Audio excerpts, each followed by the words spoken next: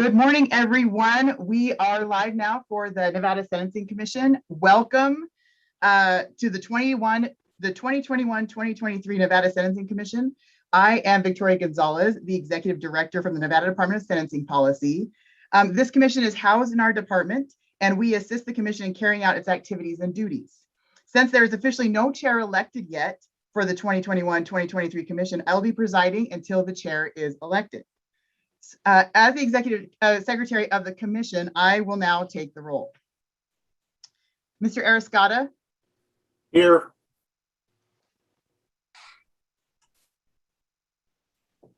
I'm sorry, what did you hear me? I'm here. Thank you. Okay.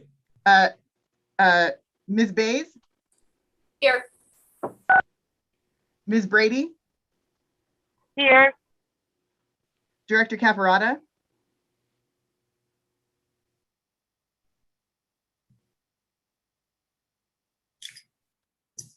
Mr. Callaway? Here. Director Daniels? Here. Chairman Dorico? Here. Judge Freeman? Present. DA Hicks? Here. Judge Jones? Here. Dr. Lanterman? Present. Chief Lawson? Here. Mr. McCormick? Here. Ms. Mull?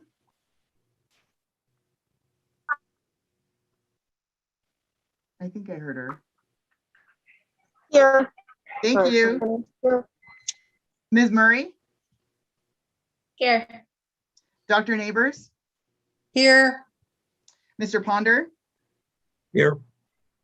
Justice Stiglitz? Here. Ms. Wellborn? Here. Assemblywoman Wynn? Here. Senator Cannizzaro? Senator Pickard? Here. Mr. Hoffman? Here. Thank you. We have a quorum. I will now open the first period of public comment. Moving on to agenda item 2. There are 2 periods of public comment, one at the beginning of the meeting and one at the end. Members of the public have 2 options for submitting public comments. First, members of the public may do so in writing by emailing the Department of Sentencing Policy at sentencingpolicy@ndsp.nv.gov. Public comment received in writing will be provided to the commission and included by reference in the minutes of the meeting. Members of the public who wish to testify may do so by telephone. Due to time constraints, public comment will be limited to 2 minutes. To any member of the public that exceeds the 2-minute limit, you may submit your comments in writing to the Department of Sentencing Policy. At this time, I will ask staff to manage and direct those who wish to testify. Ms. Chiazza. Thank you, Director Gonzalez. Members of the public who would like to testify by phone, press *9 to raise your hand. When it is your turn to speak, please slowly state and spell your first and last name. Caller with the last 3 digits, 900. Please slowly state and spell your first and last name for the record. You will have 2 minutes. Caller with the last 3 digits. 900.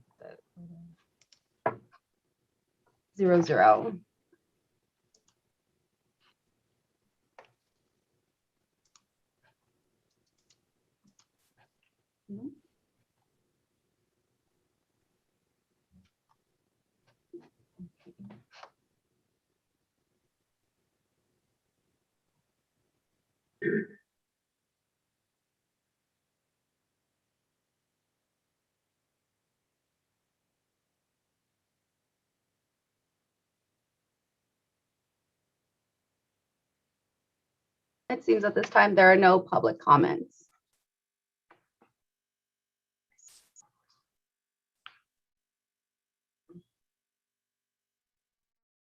Thank you, Ms. Chiazza. I will now close agenda item 2. Moving on to agenda item 3. Members of the commission have been provided approval of the minutes. Members of the commission have been provided copies of the minutes from the May 2021 meeting. Are there any comments, edits, or corrections that members of the commission would like to make to the minutes?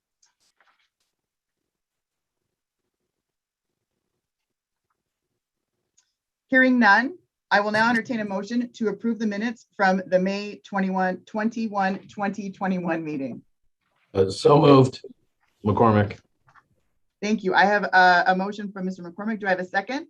I'll Second. Bunch of them. I saw a bunch of them. Who wants to take it? Oh, Dr. Lanchman, was that you? Yes. Yes, I'll take it for Dr. Lanchman. Thank you. Any discussion on the motion? All right, we'll do a visual vote on this one. So we have everybody's screens up, please. And all those in favor vote aye. Aye. Aye. Aye. All those opposed vote no. Motion passes unanimously. On to agenda item 4, the election of the chair and vice chair. I will now entertain a motion to elect a chair of the commission. This is Judge Freeman. I move that Justice Hardesty renew his position as chair of the commission. Thank you, Judge Freeman. Chief Justice Hardesty was not appointed to the commission. He is here as a presenter.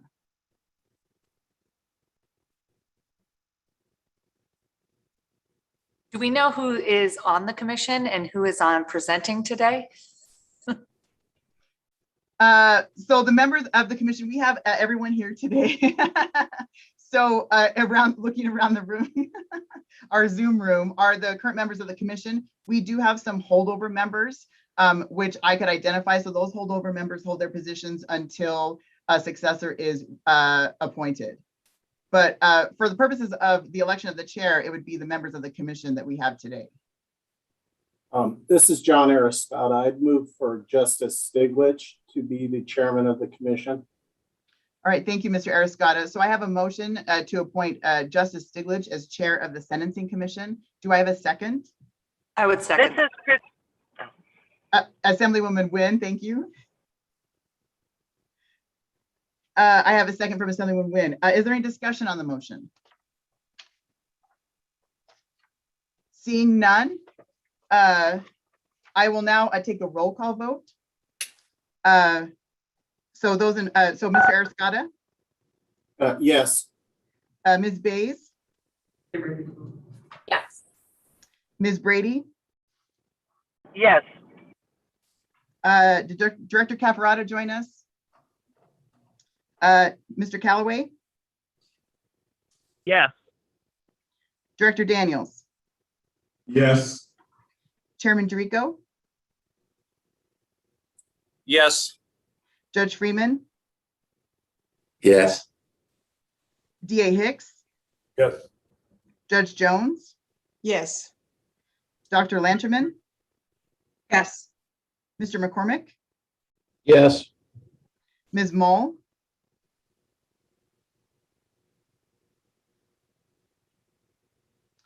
Ms. Murray, Yes. Dr. Neighbors, Yes. Mr. Ponder, Yes. Justice Stiglitz, Yes. Ms. Wellborn, Yes. Assemblywoman Nguyen, Yes. Senator Pickard, Yes. and Mr. Hoffman. Yes. Thank you. Motion passes. Congratulations, Chair Stiglitz. I'll now turn the meeting over to you. I am going to send you some items that will help you navigate the meeting as well. All right, thank you, Director. I'll look forward to those. And thank you for this appointment. First, I'd like to thank Justice Hardesty for his leadership. There are big shoes to fill. I have a lot of work to catch up with all the extraordinary things that have been happening on this commission. And I've been digging into it and I look forward to it. At this time, on item 4, are there nominations for a vice chair of the Nevada election or a Nevada Sentencing Commission?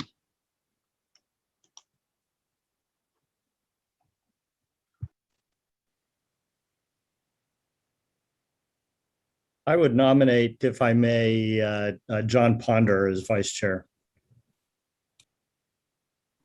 Is there a second? Second. This is Chris Hicks. All right, thank you, Mr. Hicks. Is there any discussion on that or any other nominations? All I would right, also, this is Jennifer Lanterman. I would also like to nominate Christine Jones Brady for the position of vice chair. all right, thank you, Ms. Lanterman. Is there a second? Second, from Holly Wilborn. Thank you, Ms. Wilborn. All right, are there any further nominations for vice chair or any discussion?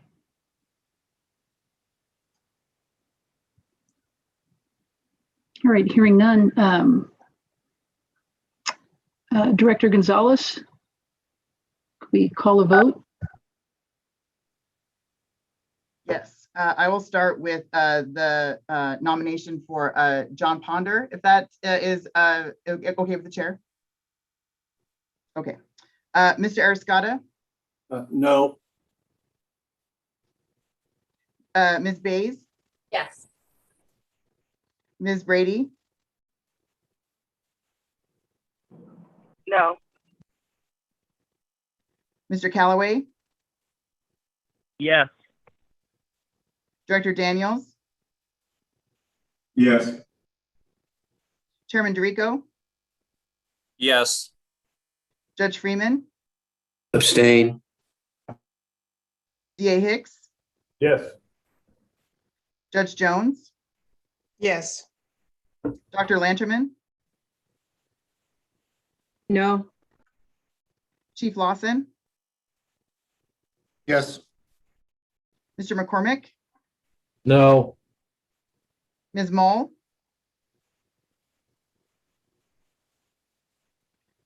Ms. Murray,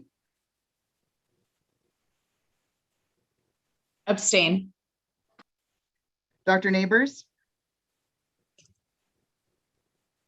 Abstain.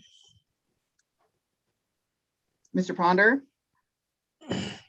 Yes. Justice Stiglich,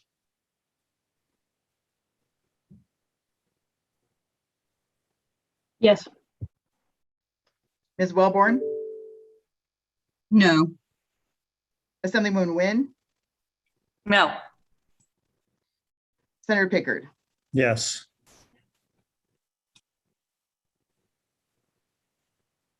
We have 10 votes in favor. Motion does not pass. To the nomination of Ms. Brady. Mr. Ariscata, Yes. Ms. Bays, No. Ms. Brady, Yes. Mr. Callaway, Yes. Director Daniels, Yes. Chairman DeRico, Yes. Judge Freeman, Yes. DA Hicks, Oh. Judge Jones, Yes. Dr. Lanterman, Yes. Chief Lawson, Yes. Mr. McCormick, Yes. Ms. Mull, Ms. Murray, Abstain. Dr. Neighbors, Abstain. Mr. Ponder, Abstain. Chair Stiglich, Yes. Ms. Wellborn, Yes. Assemblywoman Wynne, Yes. Senator Pickard, No. Mr. Hoffman. Yes.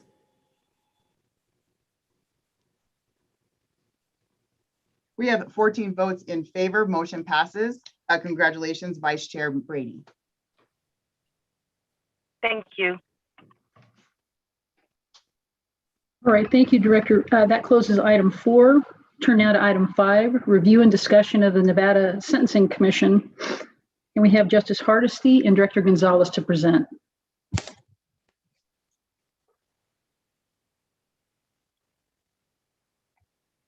Thank you, Chair. I wanted to turn the time over to Chief Justice Hardesty first to provide some introductory remarks and background to the commission about the evolution of the commission and its duties. Thank you, Director Gonzalez. It's nice to be with the members of the Sentencing Commission. I appreciate the opportunity to collaborate with Victoria on today's agenda and the presentations. At the beginning of the meeting, we thought it might be useful to recount briefly some of the history that leads to the Sentencing Commission, and frankly, more importantly, to identify the statutory obligations that the legislature has charged the commission to address. Very briefly, as many of you no doubt know, the Advisory Commission on the Administration of Justice in 2015 urged the legislature to consider the adoption of a sentencing commission. And in 2017, the legislature indeed created Nevada's Sentencing Commission and tasked it with making data-driven recommendations in connection with the criminal justice system in the state. As a result of that, the Sentencing Commission conducted an extensive survey of sentencing commissions throughout the country and found, frankly, many different forms that they take, but all shared a common approach, which was to make criminal justice decisions based on data collection in the various states. It was a centerpiece to that work. Interestingly, in 2018, although Governor Sandoval and I had tried to secure the services of the Crime and Justice Institute in 2015, they circled back, the CJI circled back to us in 2018 and indicated that Nevada was one of 4 states being considered for funding opportunities by the Bureau of Justice Assistance and the Pew Charitable Trust in order to take a look at Nevada's criminal justice system.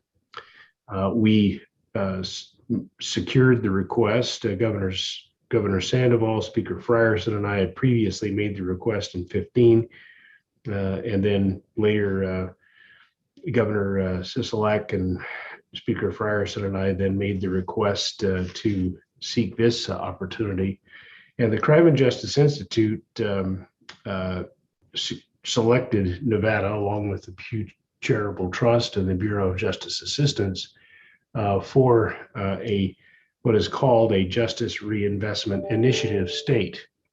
Over the ensuing months, the Crime and Justice Institute devoted well over $1 million in time, energy, staff, and research going through the various records as available, data and information. They did a deep dive, including detailed analysis of pre-sentence investigation reports of inmates in prison during the calendar year of 2017.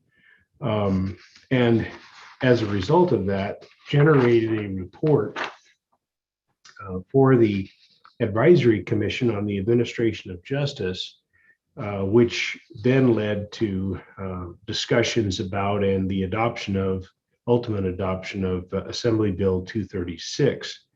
That bill is probably the most sweeping criminal justice reform measure that the state has undertaken in 25 years.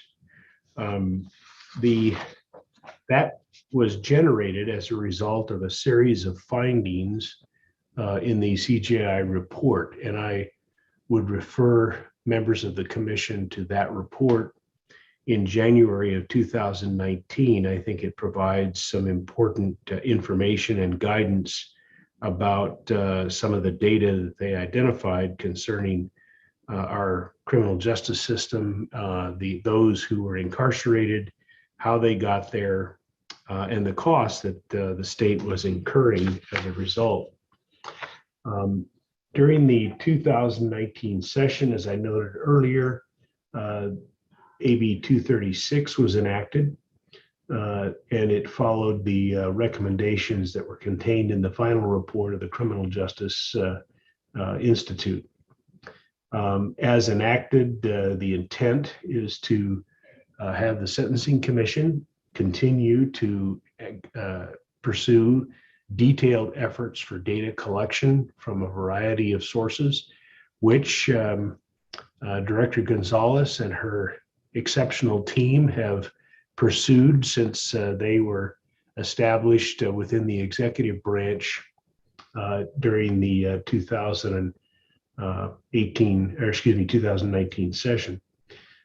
This has been a great opportunity for Nevada to identify areas within our data system. It has required the cooperation of the Department of Corrections, the Division of Parole and Probation, the parole commissioners, and they have all been, and their staff have been exceptional in working with the Sentencing Commission and their staff to help develop data to aid you as commissioners in making significant changes if necessary, monitor the success or problems associated with AB 236 and the reforms that were enacted in that measure. I will be happy to introduce, as you suggested, Director Gonzalez, the item 6 on the agenda, but I'll defer until you complete this item. Thank you, Chief Justice Hardesty.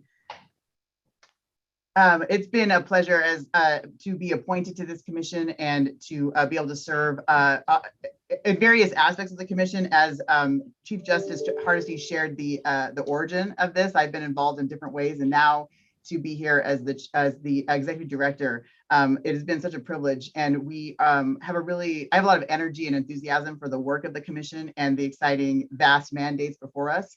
And so looking forward to this next meeting cycle and working with you all. I prepared a PowerPoint presentation, which I will share. And at the pleasure of the chair, I'd like to also stop periodically for questions, if that's okay. And because there's a lot of information to digest here. Of course. Thank you.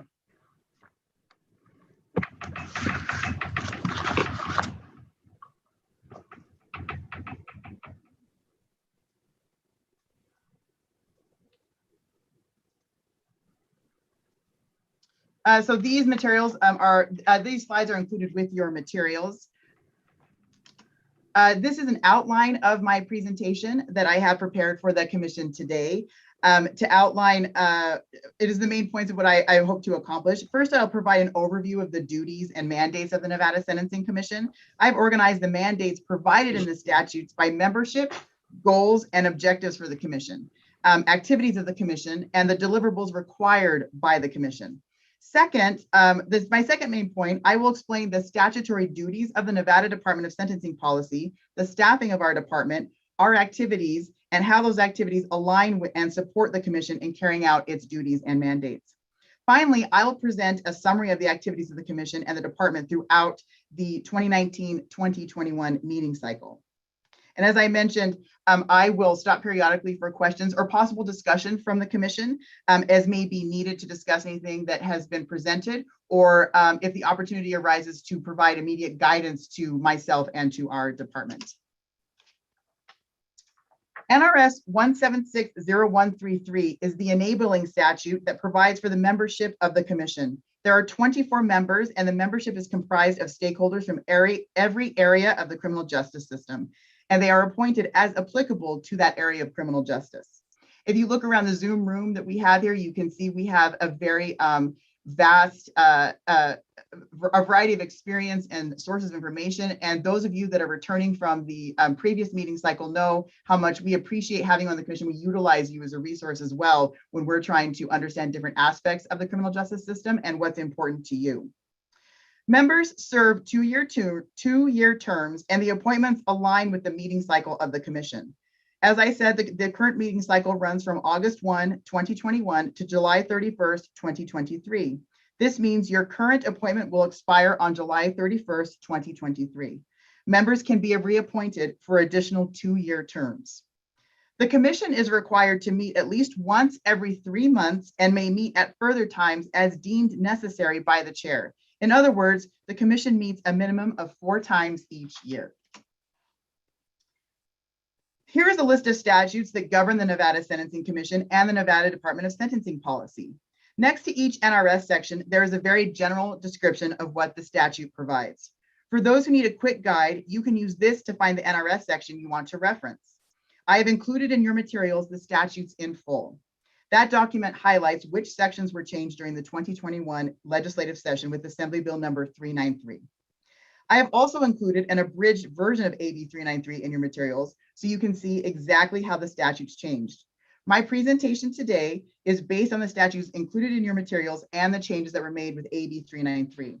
When the changes from the legislative session are codified, I will provide the commission with the updated statutes.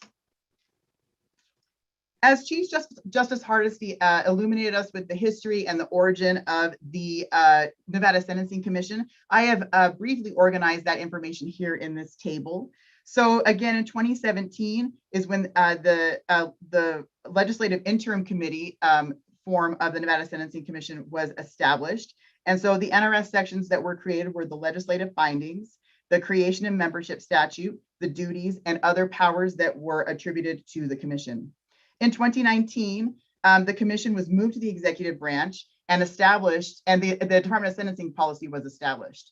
The changes to the NRS were to revise the existing sections from 2017, provide that NRS section that creates our department, and provided for the duties of the director. In 2019 was also AB 236, as Chief Justice Hardesty mentioned, the sweeping criminal justice reform. The changes to the NRS sections that were relevant to the Nevada Sentencing Commission were to track and assess outcomes from AB 236, evaluate the costs avoided resulting from the enactment of AB 236, create the coordinating council, and revise existing sections. The most recent session also saw changes to the commission, where we revised, where the reporting requirements for the commission were revised. Some of the requirements for the coordinating council were provided, and this just revised existing statutes that were that outlined the duties and mandates of the commission and the department. The mandates and duties of the commission are not just reading the statutes. The statutory mandates include goals and objectives, activities, and deliverables for this commission.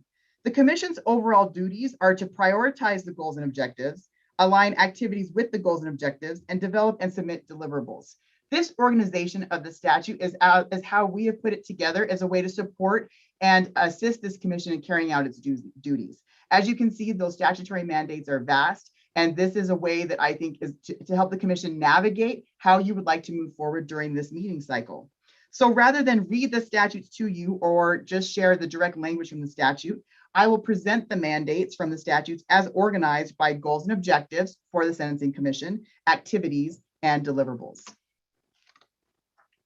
A great starting point for the Nevada Sentencing Commission is to prioritize goals and objectives for developing sentencing and corrections policies.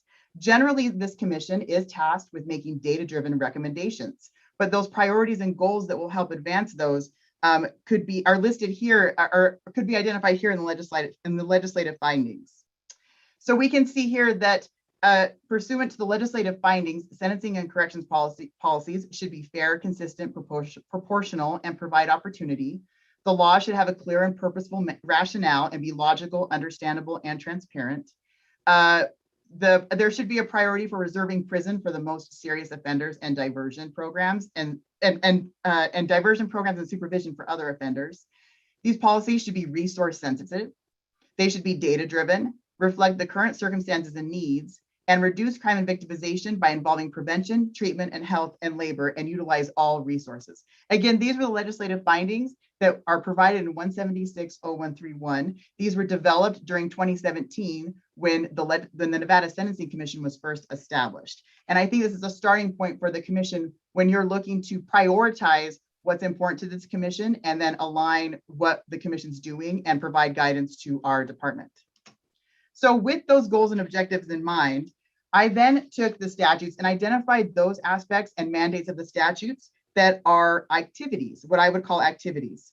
From the statutory mandates, we have these activities, and I've identified which subsection they can be attributed to in 176.0134.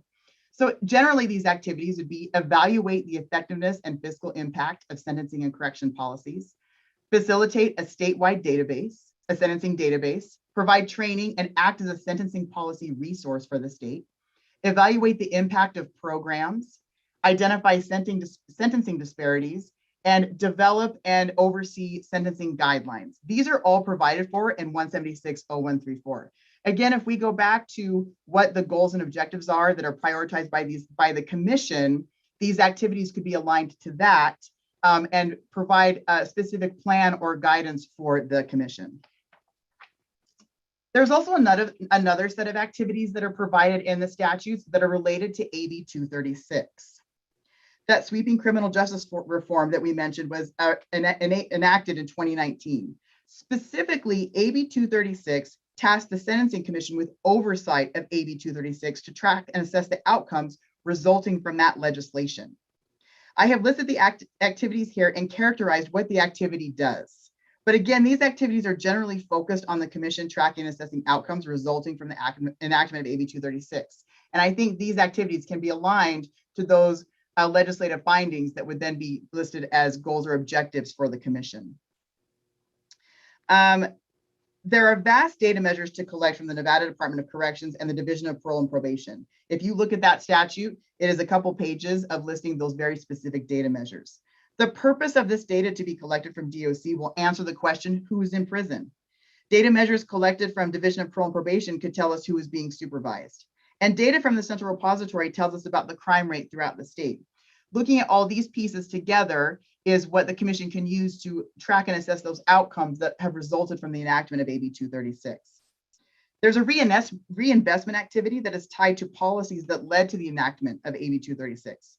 One of those policies was to identify areas for reinvestment to programs and treatments which would slow the growth of the prison population, ensure public safety, and reduce recidivism. The commission makes specific and general recommendations related to reinvestment and where that should be focused.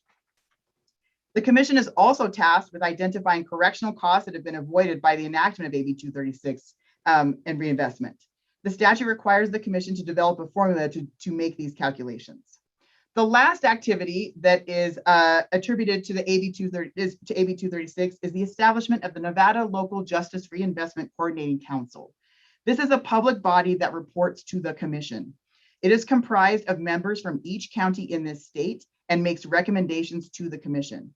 If provided funding, the council would also administer grants for programs and treatment in the counties. Most of the members of the council have been appointed. We are currently still waiting on appointments from Story and Washoe County. Our department provides staff support to the council, and the first meeting for the council is scheduled for September 27th at 1 p.m.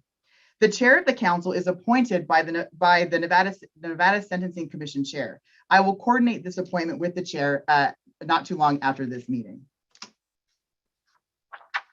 So I've talked about goals and objectives for the commission, activities that could be aligned to prioritize goals of the commission.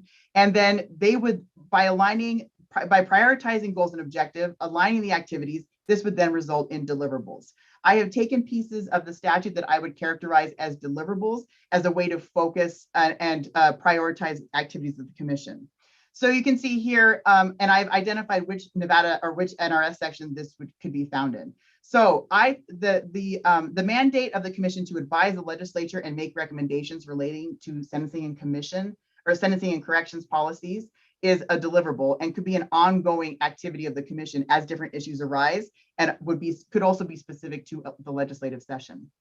Another deliverable would be to recommend changes to sentencing and corrections with consideration for fiscal impact and incorporate objectives and goals for sentencing. So I highlighted those legislative findings. If you look at subsection 3 of 176.0134, there's also another list of potential goals and objectives for sentencing. Those could still be aligned to those legislative findings, and it would be a way to focus this specific recommendation. The next deliverable I've identified would be advise and make recommendations to our department. And when you refer to the statute, there are various areas where you could provide that guidance specific to the kinds of reports that we provide to you, the kinds of work that we are doing collecting data, and also make recommendations related to the administration of our budget.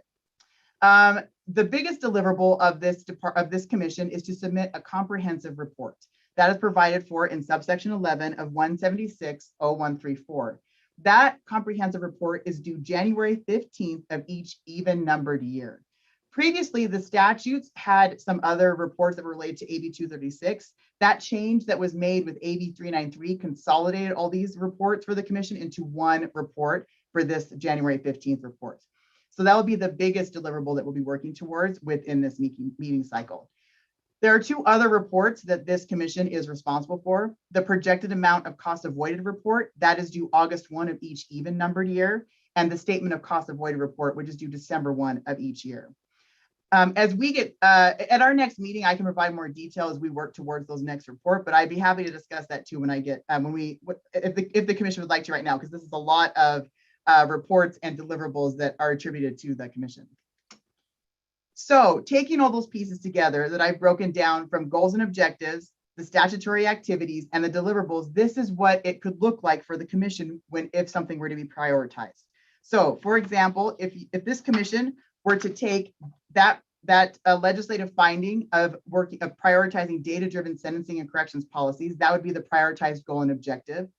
The statutory activities that would align to that objective would be to facilitate a database, collect the AB 236 data, and identify gaps in data, which are all provided for in the statute as activities, which then could result in a deliverable. There could be two possible deliverables that come from this. So there could be findings and recommendations included in the final report, or recommendations could be made to the legislature. I've identified here where we fit into this picture as far as I see it. So the commission has its goals and objectives, its statutory activities, and this deliverable that you're working towards. To get you there, our department will complete tasks and projects to support you, working on collecting that data, analyzing it, writing and revising the reports and presenting them to the commission, and completing anything else that the commission would like us to work on to help you advance the goal and objective and a statutory activity. And here's another example of what it could look like by taking a prioritized goal or objective, aligning an activity to that, and then working towards a deliverable. So if the prioritized goal or objective was to focus again on making sure that sentencing and corrections policies were resource sensitive, the activities that are provided for in the statute could be to evaluate the fiscal impact of those policy and track the savings and reinvestment. Those are two different activities, but they both could be aligned to this objective. The deliverable then would be including these findings and recommendations in the final report, making recommendations to the legislature. It could also include those cost avoided reports that I mentioned as well. Again, our department will provide the support and in between and complete things to help the commission advance these priorities and these activities to then submit that deliverable.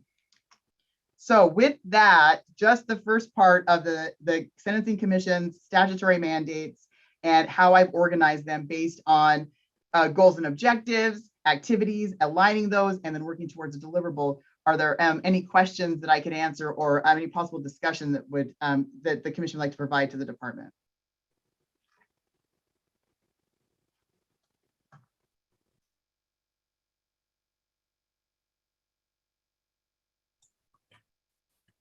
Victoria, I put my hand up, but I'm just going to jump in anyway. I don't really have a question as much as just a commendation. I thought that was fantastic. You've covered everything. This is a great primer for what's coming. So I just encourage everyone to get on board and adopt this. The deliverables are, I think, exactly what we were talking about when we were talking about this at the legislative side. Of course, they're much more in depth than what we discussed, but I think you're spot on, and I endorse this plan. Thank you, Senator.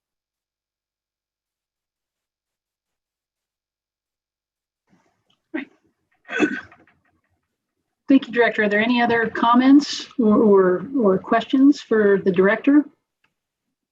I'd like to thank you for that overview, that orientation on the statutory mandates of this commission, the department, and the direction. I can tell you as a new member, it's very informative. I'm sure it's a great refresher for those of you who are coming back. Justice Hardesty, also thank you for providing some history and background of the commission. All those things are helpful and appreciated. So Director Gonzalez, is there anything further on this item? I don't have anything else that I can move on to then the mandates that are related to the department, the rest of my presentation. Okay, please do. Thank you. And so we'll keep moving forward then with this framework as we help the commission. Okay. All right. So then moving on to the duties and the mandates attributed to the department. So I generally characterize the duties of our department as supporting the commission in its duties and your mandates.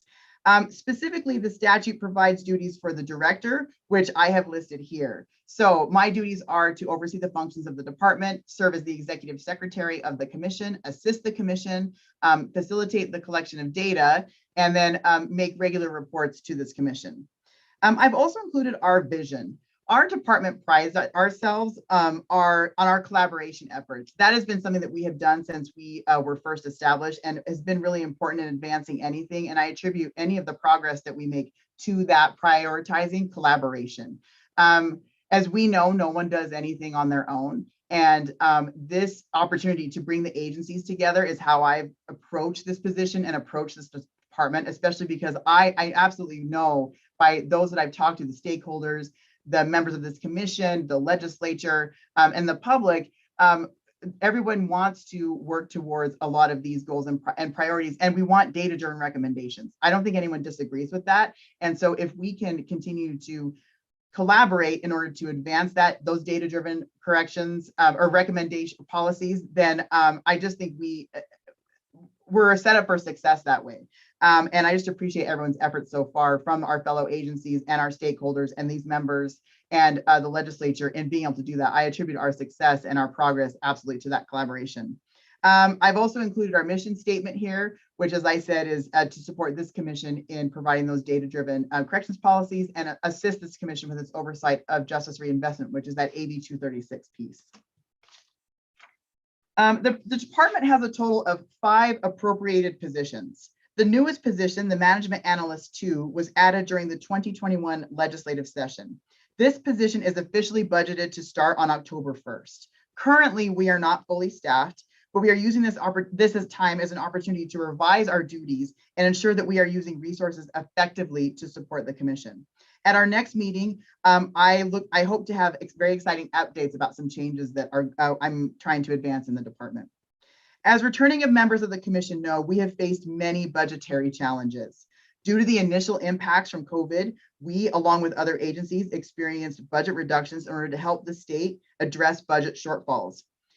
You can see that we have been able to accomplish a lot despite these shortfalls, and we even acquired an additional FTE during the past legislative session, which I wanted to thank for the support that we had from Assemblywoman Wynn in advancing that in AB 393, and just shows the support that we have. Again, the collaboration, we couldn't have done that on our own.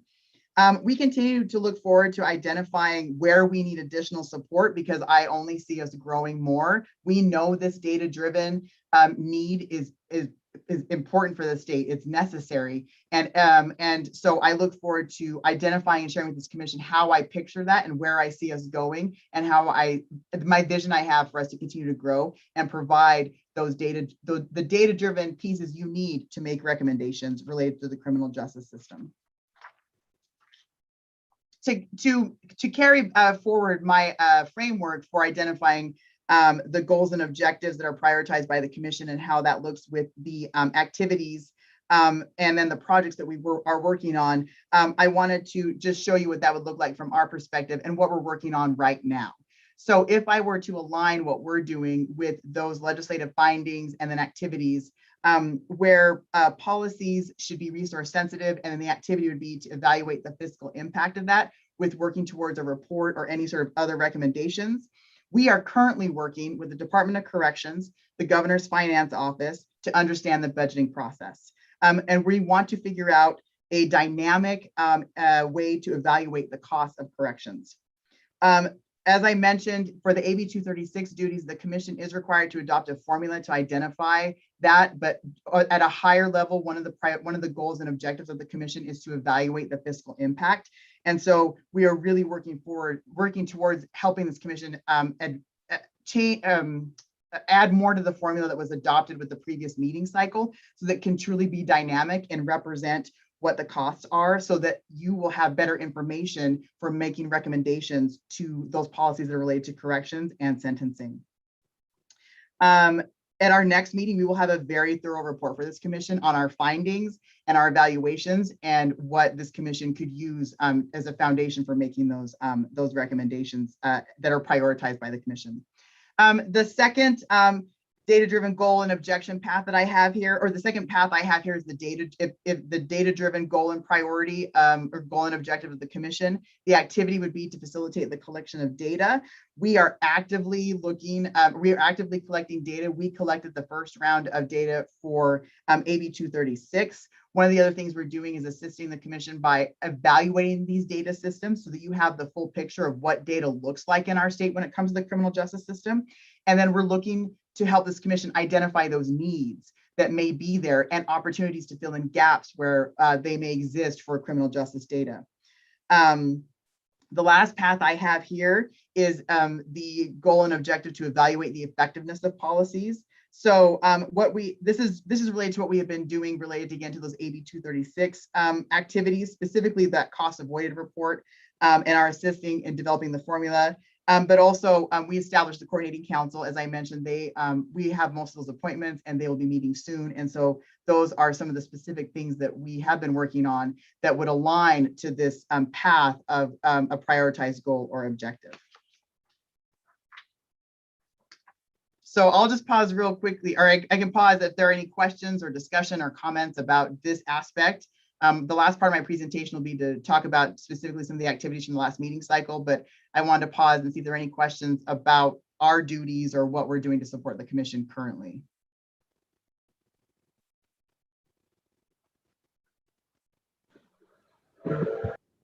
All right, I'll just keep trucking through then.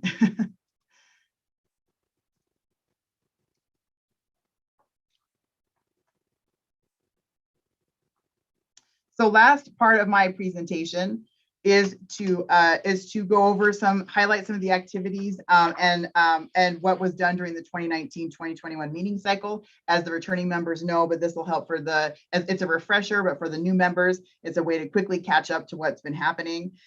So you can see here during the 2019-2021 meeting cycle, the commission held 12 meetings. This included 2 meetings to hear presentations from criminal justice agencies regarding impacts from the pandemic. During that meeting cycle, there were 4 statutorily required reports. All 4 of those reports were prepared, approved by this commission, and submitted. And very significant too, I think, with all this work is, again, another recommendation came out of this commission that resulted in legislation. And those were those changes that I mentioned about consolidating the reports and adding the requirements related to the coordinating council. And that resulted in the enactment of AB 393. AB 393, for those who don't know, was the cleanup bill for AB 236. And so again, it was an accomplishment of the department and the commission and our collaboration with everyone to develop those recommendations throughout the meeting cycle that then could result into legislation that was ultimately passed. And as I mentioned, provided us with an additional FTE. The other thing I wanted to mention about our activities was we, as a department, in assisting not only the commission, but the state with providing that data-driven information, we took what we had learned about evaluating the fiscal impact of corrections and sentencing and tried to use that in a way to provide some information related to the legislation that was being enacted. We learned a lot about how to evaluate costs and analysis, how to evaluate the costs. As I mentioned, we are currently revising our methodology, and at our next meeting, I will have a full report of where that methodology is at right now and what I recommend to this commission in adopting, because I look forward to, this is going to be an amazing opportunity for the commission and the department during the next legislative session and the development of any proposed legislation, this could be a very valuable resource that we will offer to the legislators and the stakeholders when they're developing those policies. They will have actual data and reports from what we've evaluated to help them really make some of those data-driven recommendations and policies that they're trying to enact. The last page of my slide is just to highlight again the reports that were submitted. There were 4 statutorily required reports. You can see just from the covers they evolved, but I can tell you the substance evolved, and we continue to learn how to best put these together and make them a useful resource. They just get better and better as far as I'm concerned. And this last report up in the upper right hand of the slide, the supplement was developed independently by the department. It was not approved by the commission, but it is just visualizations of what was in the AB 236 report. So we took the data that was in that report, went and did some analysis in terms of just making some visualizations that I think were useful to see where we're going. The collection of the AB 236 data is very early as in the process. And so I think this foundation will be a good place for the, as we can collect additional data, you'll be able to see where those comparisons are gonna be able to go over time and how we're gonna be able to help this commission truly track and assess the outcomes relating to those policies to determine how it's going and make recommendations as needed throughout the process. So with that, I am officially done with everything on my presentation. And would take any additional, I guess I would invite at the chair's pleasure, any additional comments or questions or feedback at this time or direction from the commission with what we're working on. Thank you, Director. Are there any comments, any feedback on this item?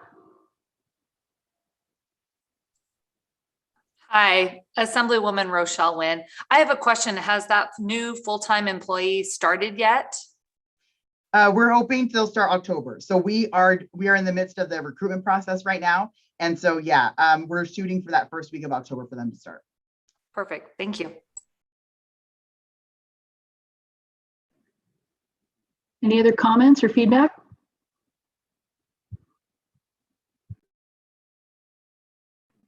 All right, thank you, Director. Hearing no other comments or feedback, we'll turn to item 6, the CJI presentation. In response to the pandemic, the Crime and Justice Institute is back in Nevada to undertake a study to analyze the backlog of cases within our criminal justice system, including the impact that pandemic-related policies have had and will have on the court system and AB 236, and what those impacts will have on the prison population. Chief Justice Hardesty and representatives from CJI are here today to tell us about the study update, and update us on their findings so far. So I'll turn that over for the CJI presentation. Thank you, Chair Stiglich, Vice Chair Brady, and outgoing Chair Hardesty, and outgoing Vice Chair Callaway, as well as Director Gonzalez. And welcome to all the new commission appointees today. Today, we'll be giving the commission a progress update on the project that is currently underway to study the impact of the COVID-19 pandemic on Nevada's prison population. So here's a quick outline of today's presentation. I'll start by giving a brief project overview, in part for the benefit of the new commission members. I'll then turn it over to my colleague, Dr. Molly Buchanan, for the main event today. Dr. Buchanan will present around 60 slides or so of preliminary data findings. The slides will contain data we've received so far from the Administrative Office of the Courts, the Nevada Specialty Courts, and the Nevada Department of Corrections. And we extend our thanks again to these agencies and there's several others at the state and county levels who have provided data for analysis and just generously given their time to us in this project. So before I get into the details of the project, I want to give a brief background of our organization and the work that we do. The Crime and Justice Institute, or CJI, is a nonpartisan nonprofit that works with states and localities across the country. We use data analysis to support these jurisdictions as they pursue policies to reduce recidivism, safely reduce unneeded costs, and enhance public safety. This project is funded by a grant from the Bureau of Justice Assistance, which is part of the U.S. Department of Justice. CJI has done other recent work in Nevada apart from this project, which has been discussed earlier in this meeting. We provided staffing support to the ACAJ in 2018 when that interim commission conducted a comprehensive study of the state's prison population and developed policies that resulted in the passage of AB 236 in 2019. Since 2019, a team from CGI has been working with agencies across the state to implement the changes from AB 236. And the project we are discussing today, which is focused on the impact of COVID-19 on Nevada's criminal justice system, is distinct from the AB 236 work. So what are the goals of this project? CGI has been asked by state leadership to evaluate the general impact of the pandemic on Nevada's criminal justice system and its specific impact on the prison population. The project seeks to better understand the impact of COVID-19 on the state's prison population, to identify any opportunities that exist for post-pandemic policies and practices, and lastly, to revise existing prison populations where necessary in response to the effects of the pandemic. So next, I'll describe the phases of the work. The project work has several different phases. The first two, the data analysis and system assessment, are currently underway. The data analysis consists of collection and analysis of data sets from state and local agencies, the preliminary results of which you'll see today. The system assessment consists of interviews with and surveys of criminal justice practitioners to obtain an expert perspective of what actually occurred on the ground during the pandemic. And we thank this commission. Many of you have made yourselves available for such interviews. We will then run revised projections on the state's prison population based on any changes we see in the new data. Then, based on the results of all the previous work, identify any policy opportunities that may exist. In November, CGI will deliver a report to state leaders and to this commission that includes the information from all of these phases.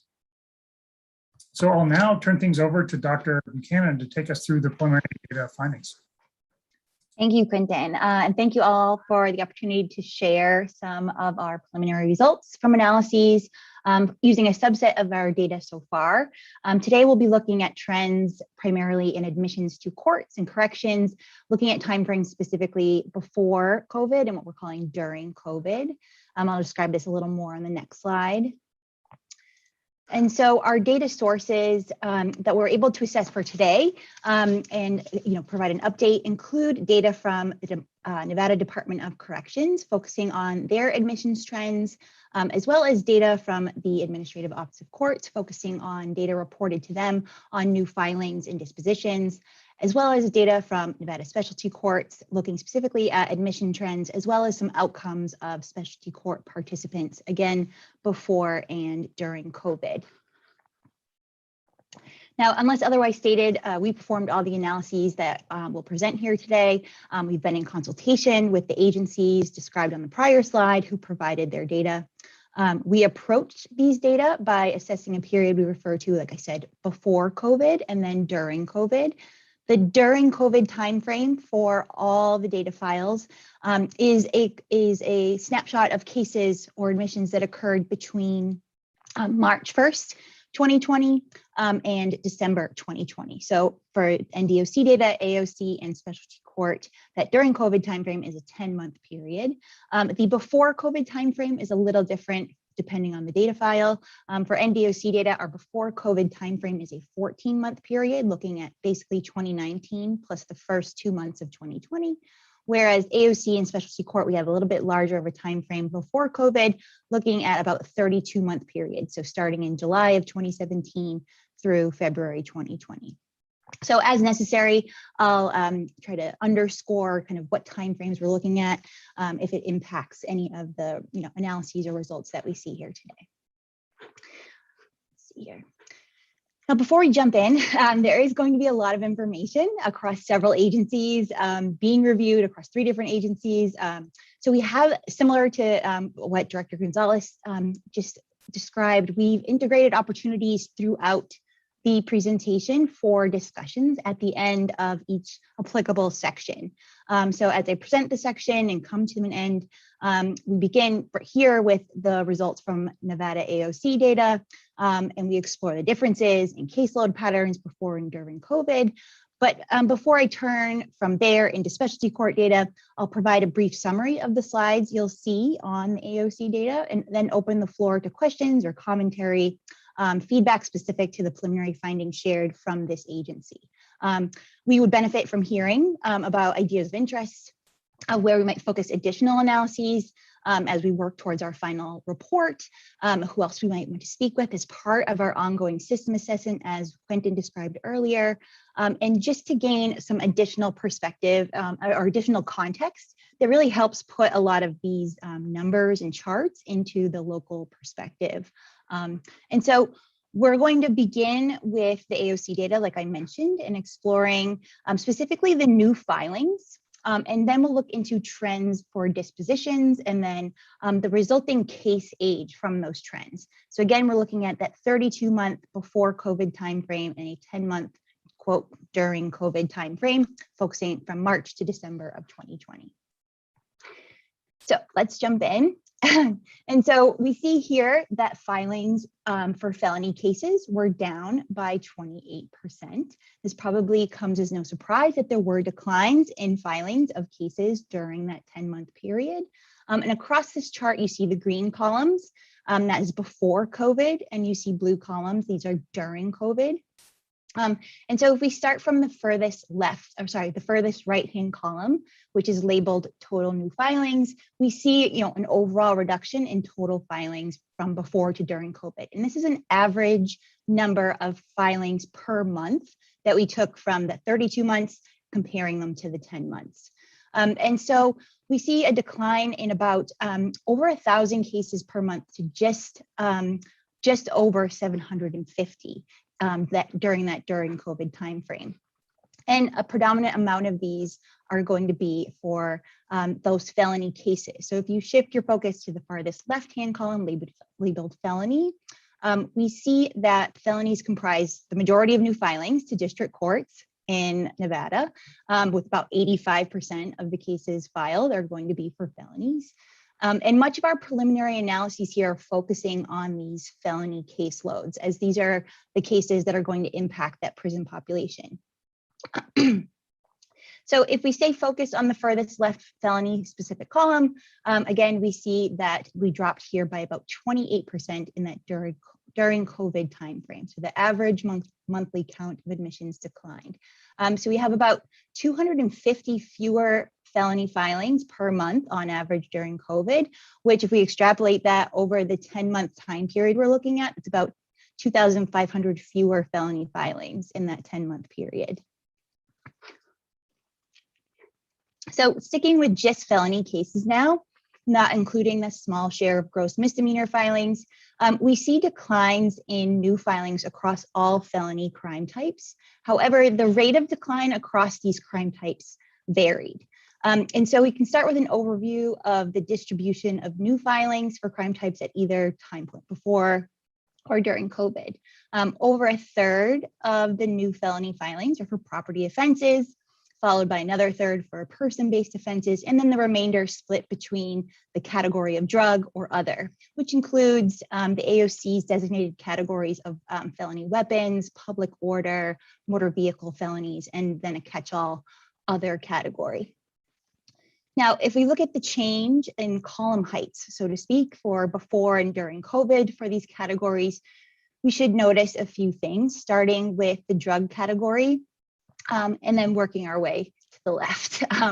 The number of average monthly drug filings declined by half. So we had about 160 per month before COVID, down to 80 per month during COVID. And then making up a larger base share of new filings, those property and person cases, which are the more common cases coming into district courts. The monthly average for the felony property filings fell by 30%. And that's a difference of about 95 fewer cases per month during COVID. And then the person filings also declined less steeply, dropping only 18% with about 50 fewer filings per month. So altogether, again, over that 10-month period of COVID, the sum of the differences between the before and during timeframe adds up to about 2,500 fewer felony filings into those courts. And 500 of those would be alone for just person-based offenses, 900 fewer for property offenses. So we're seeing declines, I think, as we might expect, just given the time frame of COVID and the impact it had on the courts. And so As we move here, we are going to move into looking at disposition trends. And so we have the number of new filings and we see the declines there. Now we're going to move into the disposition trends. And these are for the original dispositions, which are the cases for which an original entry of judgment has been filed, the case has been disposed of in the courts and no longer active. And so we start again with the chart of how these are distributed between crime types and just the overall decline that we see in dispositions also during COVID. And so if we start again at the furthest right-hand column labeled total dispositions, we see a similar 25% decline in the average monthly number of dispositions during COVID. And so we have about 250 fewer dispositions per month during COVID than before.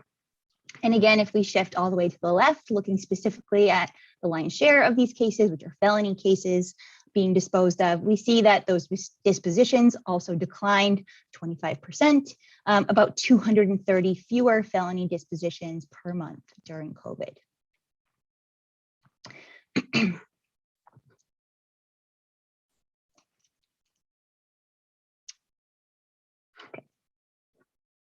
So here on this next slide, if we look at those felony dispositions specifically, so now just felony dispositions, we assess these across crime types to see if there were changes between person, property, or drug offense crime types.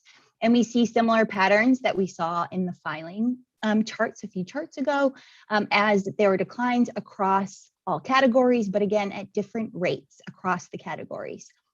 So starting with drug felony dispositions again and working our way left, we've got an average monthly disposition for drug cases that dropped by about 38%. And then we have about 65 fewer cases, right, per month on average during COVID than before. Again, for the larger base share of the cases that are being disposed of, person and property offenses, we also see declines.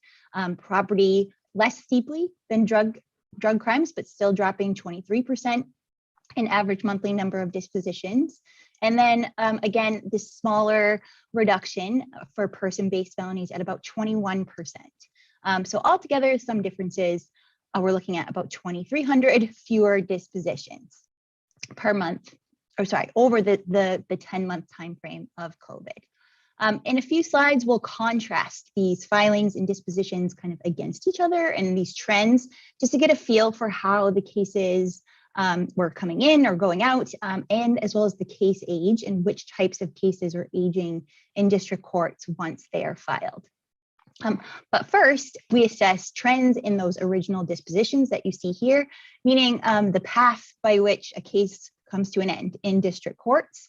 And so looking at differences across trial type, non-trial type. And so we see a few things on this slide, but first being that from the courts reporting this information to the AOC, the most dominant method of disposition before and during COVID is non-trial methods, which comprise about 75% of all district court dispositions. A far smaller share are going to be through jury or bench trials at about 1 to even less than 1% of case dispositions overall. There were reductions across these disposition types. Non-trial dispositions, which again are the greatest share, declined by about 18%. So 160 fewer non-trial dispositions on month. There was not much change to bench trials. They were very low on average monthly rate of bench trials. And then again, on average, there was a reduction in jury trials, moving from about 14 on average per month to about 6, which is about a 60% reduction. But it is a small share of the disposition types before or during COVID. So if we zoom into, I guess, the non-trial disposition type specifically, we see that across the board, guilty pleas before trial is going to be the most common type of non-trial disposition. And so guilty pleas actually comprise 91% of non-trial outcomes and about 65% of all disposition outcomes. The average case count before trial, guilty pleas declined about 17% during COVID, which is a lower rate compared to the other categories, but it's a difference of 133 fewer guilty pleas per month.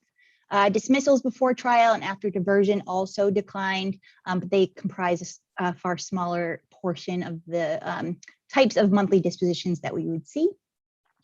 And then since guilty pleas before trial make up such a large share of the disposition types, we explored trends of guilty pleas across the felony offense types before and during as well. We see here on this next slide. And so looking at the person, property, and drug offense, we have guilty pleas, that 17% decline in guilty pleas. We see that for drug felonies, they declined by about 30, a little over than 30%. And the guilty pleas for property offenses around 15%. And then moving all the way to the left, we see that guilty pleas for person offenses declined the least. And so there is a fewer than 10% decline, so 8.7% drop in average monthly number of guilty pleas for person-based offenses during COVID. And so this starts to underscore a theme that I think we see here and across all the data sets, that more serious offense types and crimes, there were less steep declines in those types of cases. Okay. So, all right, so far we've looked at new filings and dispositions separately. The next few slides are going to contrast new filings and dispositions just to get a feel for cases that more cases coming in versus going out. And then again, we'll get into a little bit on the case age types in the district courts. So I know this slide has a lot to unpack here. So a lot to unpack in this graph. So we'll begin with the columns, which are all representing before COVID timeframe. And so the green columns are the average count of new filings before COVID, and the yellow columns are the average count of dispositions before COVID. And so we see fluctuation in those columns from a month-to-month time frame. Sometimes there's more new filings than dispositions in a month, and the next month there'll be more dispositions than new filings. And so rarely are these columns perfect, even one for one. If we turn our attention to the lines in the graph, these lines represent the same trends, but just during COVID.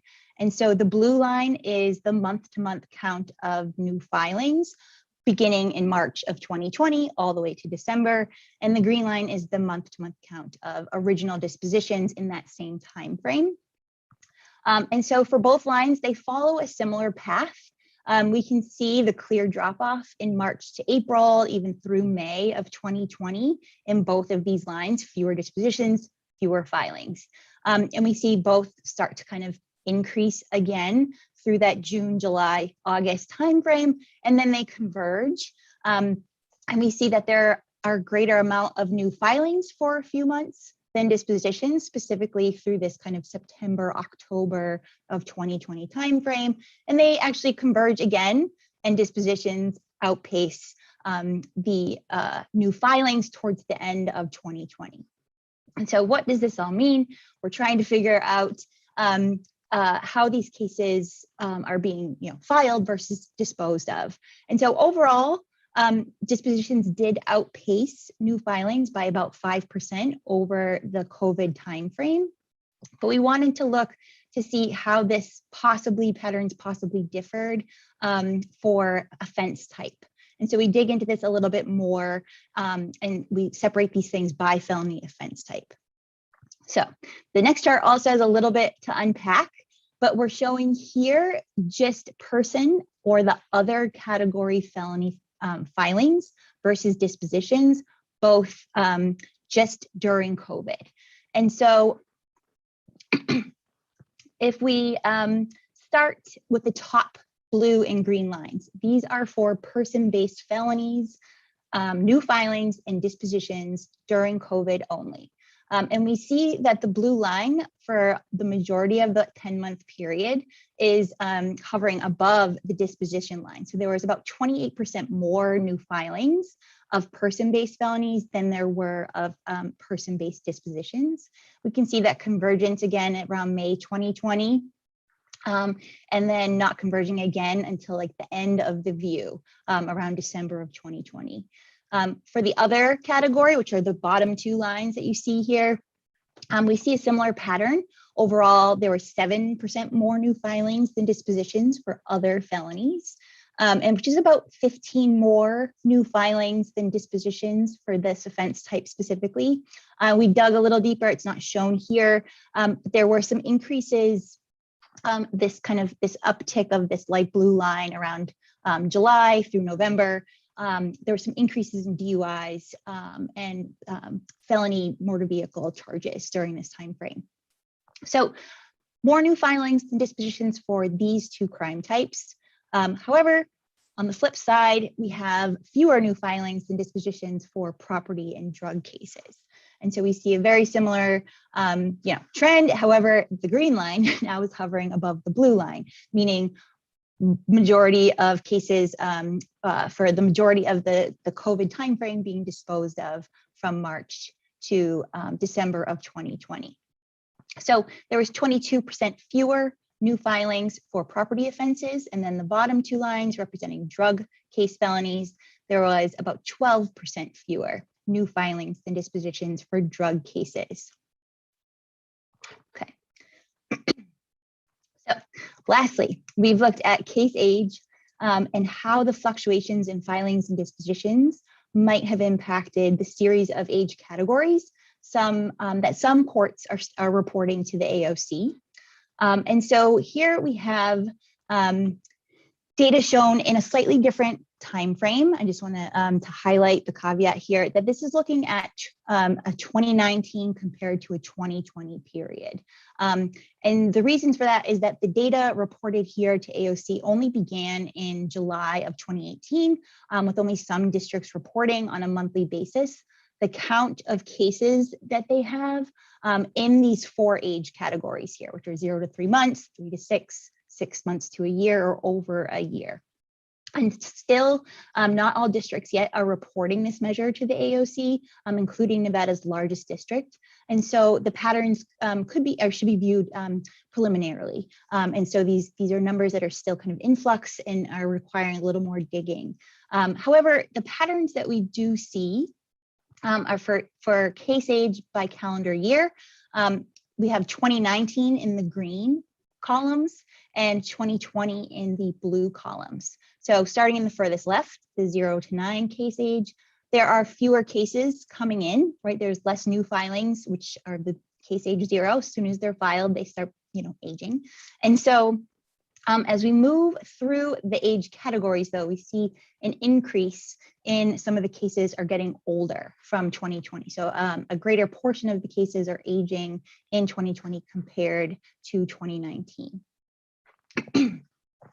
And so if we look at this again by offense type to see if there was any notable differences, we broke these out by offense type across age categories. Again, with the left 4 columns are looking at 2019, the right 4 columns are looking at 2020. We see that there are increasing age of cases across all offense types in 2020 compared to 2019. And so the portion of cases are just getting older, it seems like, from this data that we have access to so far. Okay, so with that, we're going to turn to a summary slide of all the information that I just shared regarding the AOC data. And we please ask for information or for questions related to what we've shared so far. And so far, we've seen declines in both filings and dispositions. We've seen dispositions overall exceed the new case filings, but it's a little different depending on the offense category. And we also have seen an increase in case ages overall between 2019 and 2020. So with that, are there any questions or comments, feedback so far? Well, Ms. Buchanan, Mr. Weld, I want to thank you for an excellent and informative presentation. It's really, what you've done is extraordinary to pull all this together. So thank you. Thanks. Do anybody have comments or feedback or questions?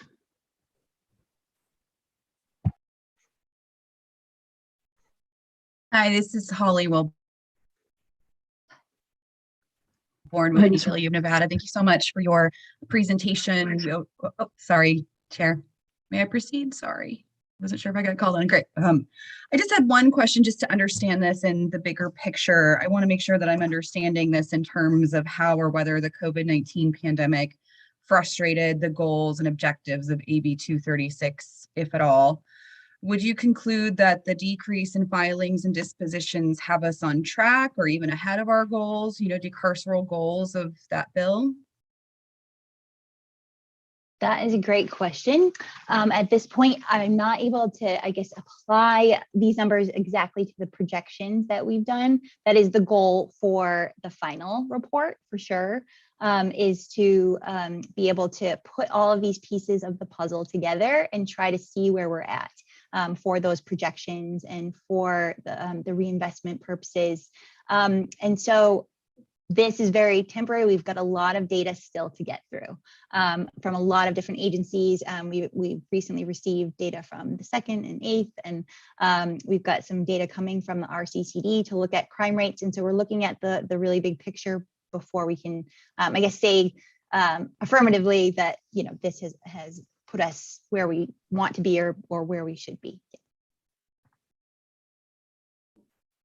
Justice Stiglitz, this is John Aristata, if I may ask a question. I know this is focused on felonies and gross misdemeanors. Have you folks, are you going to be looking at misdemeanor filings also and the similar impacts that they've had upon the courts? Sure. Just anecdotally, we know that in our office, at least the Washington County Public Defender's Office, misdemeanor filings went up over 20% in the last year and a half. And so I don't know if the same study is going to be tried to tackle on the misdemeanor system also. Sure. So we do have AOC provided a lot of great data from all the courts. This we just presenting here on predominantly felony cases in district courts, but we do have the ability and plan to look through the justice court information as well as municipal court. Even we have that information there just to see these trends play out across all case types. Yes. So to answer a short answer to your question, yes, we plan to look at that. Excellent. Thank you. Mm-hmm. Justice Stiglitz, Justice Chris Hicks, if I may ask a question too. Please. Kind of echoing what Mr. Aristata said, I think it would be valuable to look at the misdemeanor filings as well, because I think those have gone up, both because of maybe some of the COVID reaction, but also because of AB 236. And I think that would be valuable in your assessment. The other question I had was what is a disposition as far as how you considered it? So what we've looked at for the presentation so far today is the original disposition information and data being reported to the AOC.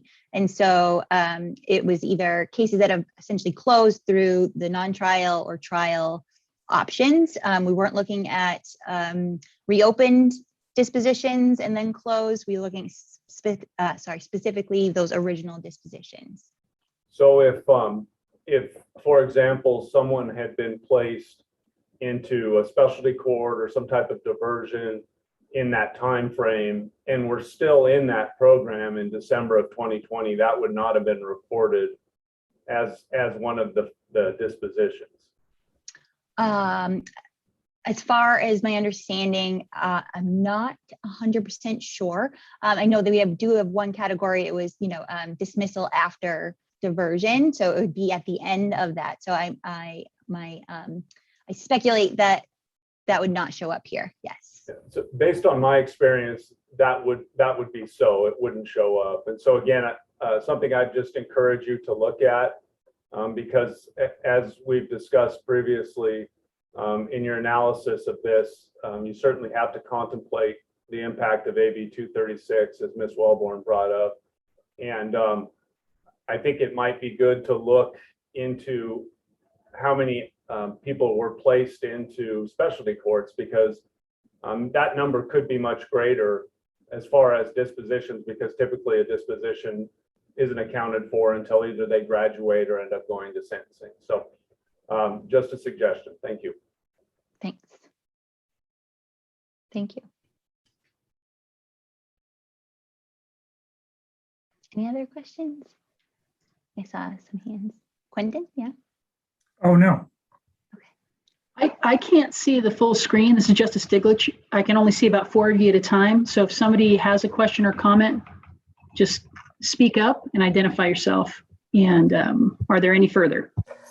Hi, this is Christine Jones Brady, and I just had a question about track. I know we're going to need to do a report on costs saved, so I agree. I just want to echo the sentiments about tracking the justice court numbers as well. But I was also wondering if we were going to do any kind of analysis or comparison regarding the crime rates in various categories here in Nevada and how that tracks with these numbers.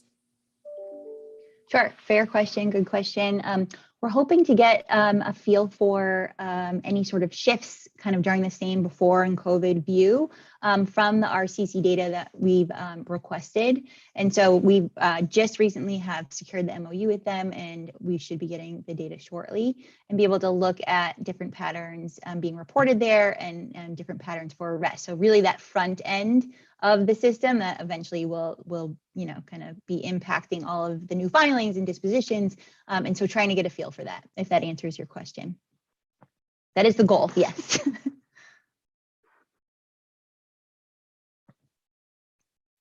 Anyone else? This is Tom Lawson with Oh, parole and yep. probation. Question is that obviously the decrease in referrals of PSIs has been a great concern to me, and whether there has been a kind of a backlog accumulating in the court system with filings coming in and courts not operating at full capacity, and what would a surge like that look like? And so I guess to clarify, these numbers, I guess, help alleviate some of those concerns for me, but then you also made a comment that you did not have full data from essentially the Clark County courts. Is that correct? Correct. So in terms of the phases at which people report or the courts report to the AOC, there are some measures that I've included here that are in what they call phase 3. And as far as I could tell from the data that Clark was not included in those phases. And so that includes the case age pieces. Clark does report some of the phase 2 numbers. And so some of the lower filings and dispositions were included there. Okay. And then are you doing any analysis for the first half of 21? Or are you going to wait until all of 21 is complete before looking at the more recent trends with court openings? Right. So I think we'll be back in touch with the AOC. I know that they just finalized some of the kind of January to June of 2021 numbers. And so when we started discussions with them, they weren't ready to share those numbers quite yet because the fiscal year hadn't quite wrapped up. So I think we might request the additional to kind of add that view of what's happened since 2021 started. Okay, thank you. You're welcome. This is Jim Hoffman. I have a question. It looks like this data is all Nevada level. Do you have the ability to disaggregate it by Clark, Washoe, rurals, or by the districts or by the individual courts within the districts? And so not necessarily to that level of granularity in terms of and so I think we could get into the level of court. We do have the ability to look at it by kind of county and who's reporting. And so some of the information starts to get a little sparse as you start dividing it out by those numbers for sure. But there is the ability to look at that. So far we've just kind of aggregated things across the state. But we do, I think, I'm trying to think of all those measures. But for the majority, I think there is the ability to look at them by who is reporting them. So which court actually reported those numbers, yes. Okay, that would just be my suggestion. If there are any interesting patterns that emerge in the rurals are still filing all these cases, even though Washoe and Clark aren't, or something like that. Yeah. Okay. Yeah, that's very, very helpful. Thank you. Hi, this is Assemblywoman Rochelle Wynn. I have a question along the lines of that data collection. Is there a way to disaggregate like between gender or race? I'm not sure if you're collecting that information to be able to, kind of determine that information. Is that possible? From the data that we've received from AOC, and I think as reported to them, it is not at like an individual case level. It's more aggregated of this is the number of cases we had this month in this court. And so I'm not sure if they have that granularity of information. From the data we've requested from the second and eighth judicial district, we did request that more case level information. And so for each case coming in, what is the exact charge and the characteristics of the individual being charged. So able to look at kind of those demographics and then aggregate them that way, if that answers your question. So within this data, we haven't looked at the individual level. We'll get into specialty courts in a moment. We do have that case level info, and we do get into some demographic differences.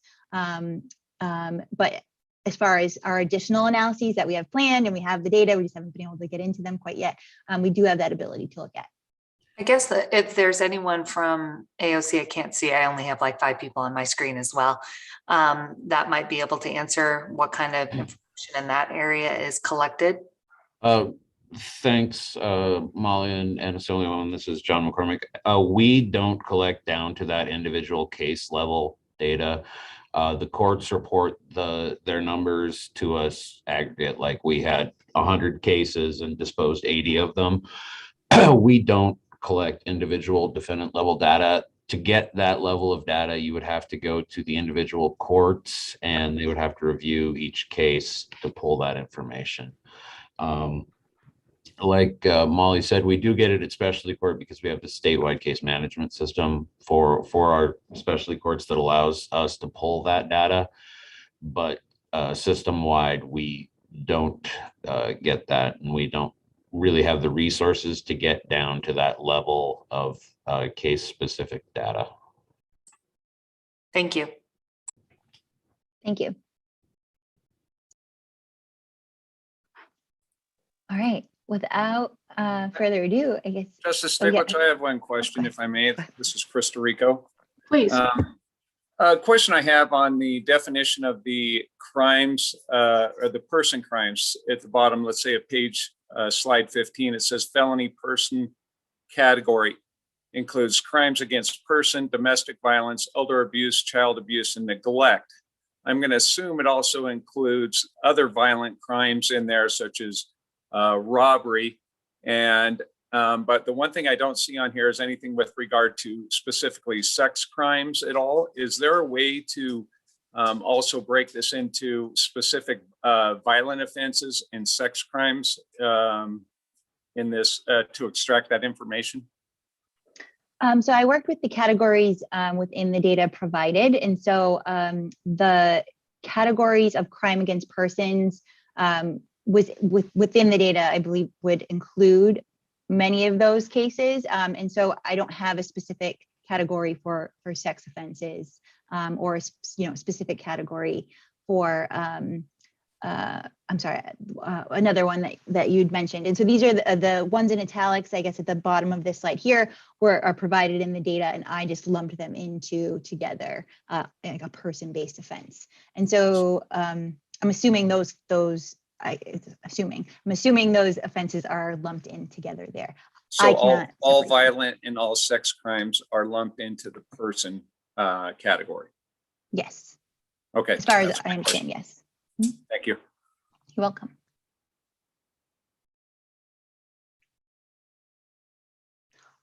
All right. And so if we want to move into that more case level look at things for the specialty court data, we can do that next.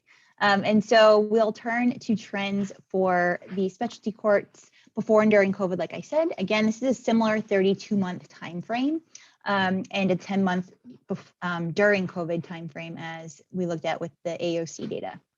And so for specialty courts, we saw a decline in admissions of about 42% during COVID. So sticking with this theme, there were declines in admissions during COVID. And so we had about 262 admissions before COVID, down to about 152 admissions per month So 110 fewer participants on average a month during that 10-month period.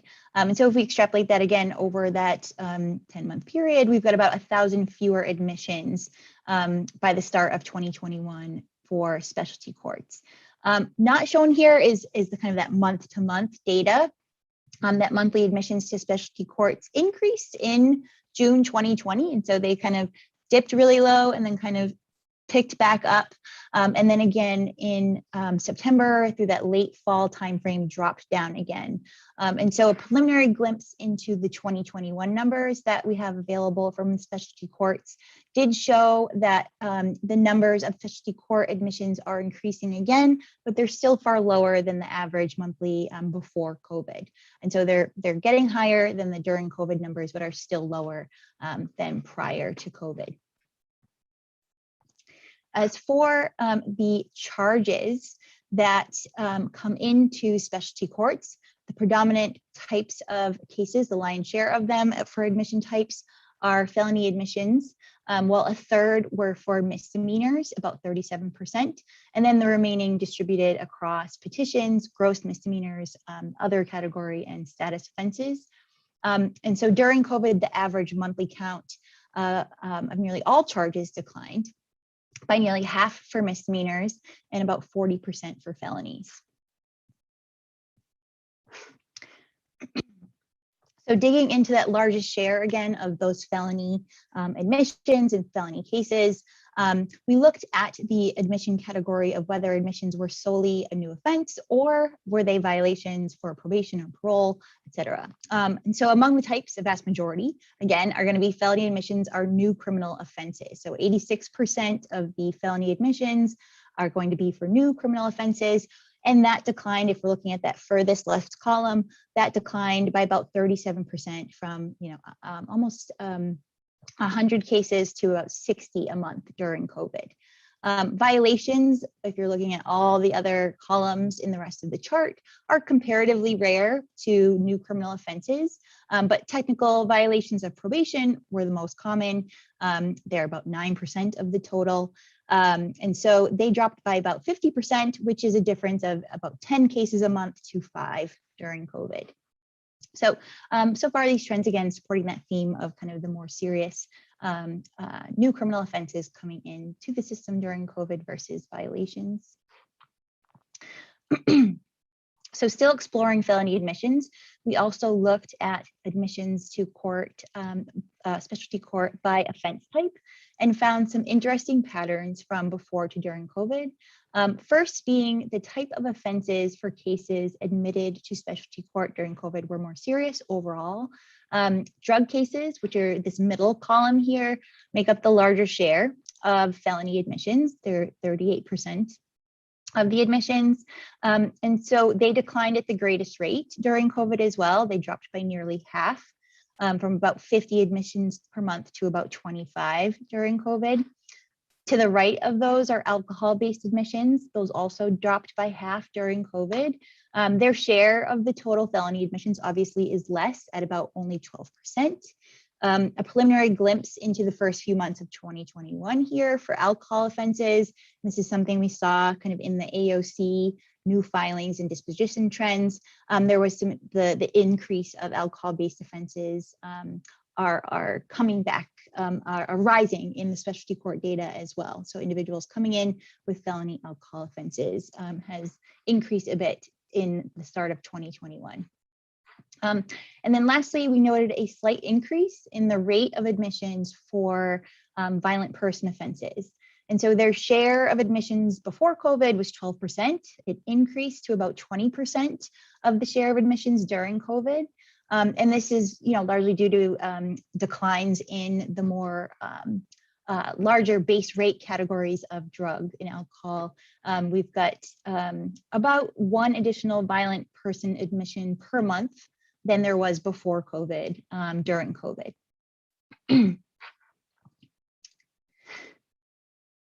So then we dug into the person-based offense shift a little bit more. So we assessed the two categories that fall into person-based offenses for the specialty court data, or that are are accessible in the specialty court data. And we saw that the increase in violent person admissions during COVID to specialty courts was spurred mostly by this 4% increase in admissions for crime against persons, which is again more of a broader category. There was no change in admissions for cases that fall into the domestic violence category, which does again make up a very small base of the admissions to specialty court to begin with. We also looked at the changes in drug admissions a little more closely. The large share of felony admissions, like I said, to specialty courts are for drug-based offenses. We wanted to see what was changing, whether it was drug use and possession cases, or was it drug manufacturing distribution cases. And so if we look in the center, blue column, the admissions for drug use possession declined by nearly half, from about 40 admissions per month to about 20. And the rate of admissions for drug and manufacturing to the left, if we're looking at the blue line specifically, or the blue bars specifically, they declined by about 11%. Thereby, the share of total admissions for drug manufacturing and distribution increased because they declined at a lower rate than the rate of use and possession. And so a preliminary look at 2021 numbers, not shown here, is that the patterns are returning to the before COVID numbers, with increases in the admissions of use and possession individuals versus the lower manufacturing and distribution admissions.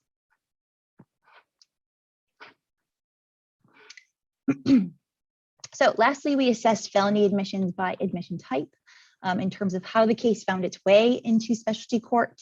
And we see here that among felony admissions, the most common path to specialty court types were deferred delay sentence or post-sentence. And so during COVID, the rate of average monthly admissions for deferred sentences dropped by nearly half, from 60 to about 30 admissions per month, while the admission rates for post-sentence did not decline as steeply. They dropped about 39%, from 65 to about 40 admits per month. From these changes, deferred sentence admissions comprise now a smaller portion of the admissions during COVID, which is about down 6%, and post-sentence admissions into specialty court increased a bit. And this looks to be a similar pattern for 2021. There are a greater portion of individuals coming to specialty court through that post-sentence path. And so we were able here to turn to look at the demographic and characteristics of the admissions into specialty courts and get an idea for who the individuals are before and during COVID, and if there's any changes. We see this first chart showing that the share of admissions during COVID increased for people who are unemployed. And so this is the top green bar. An increased portion of individuals were unemployed. In a similar pattern, we see decreases, so shorter green lines, for the part and full-time employees. So these are people reporting employment or unemployment before and during COVID. In terms of their behavioral health needs, we also see an increased share of the admissions coming in during COVID, 20% for both of these, increase in people reporting prior substance abuse treatment and or prior mental health history.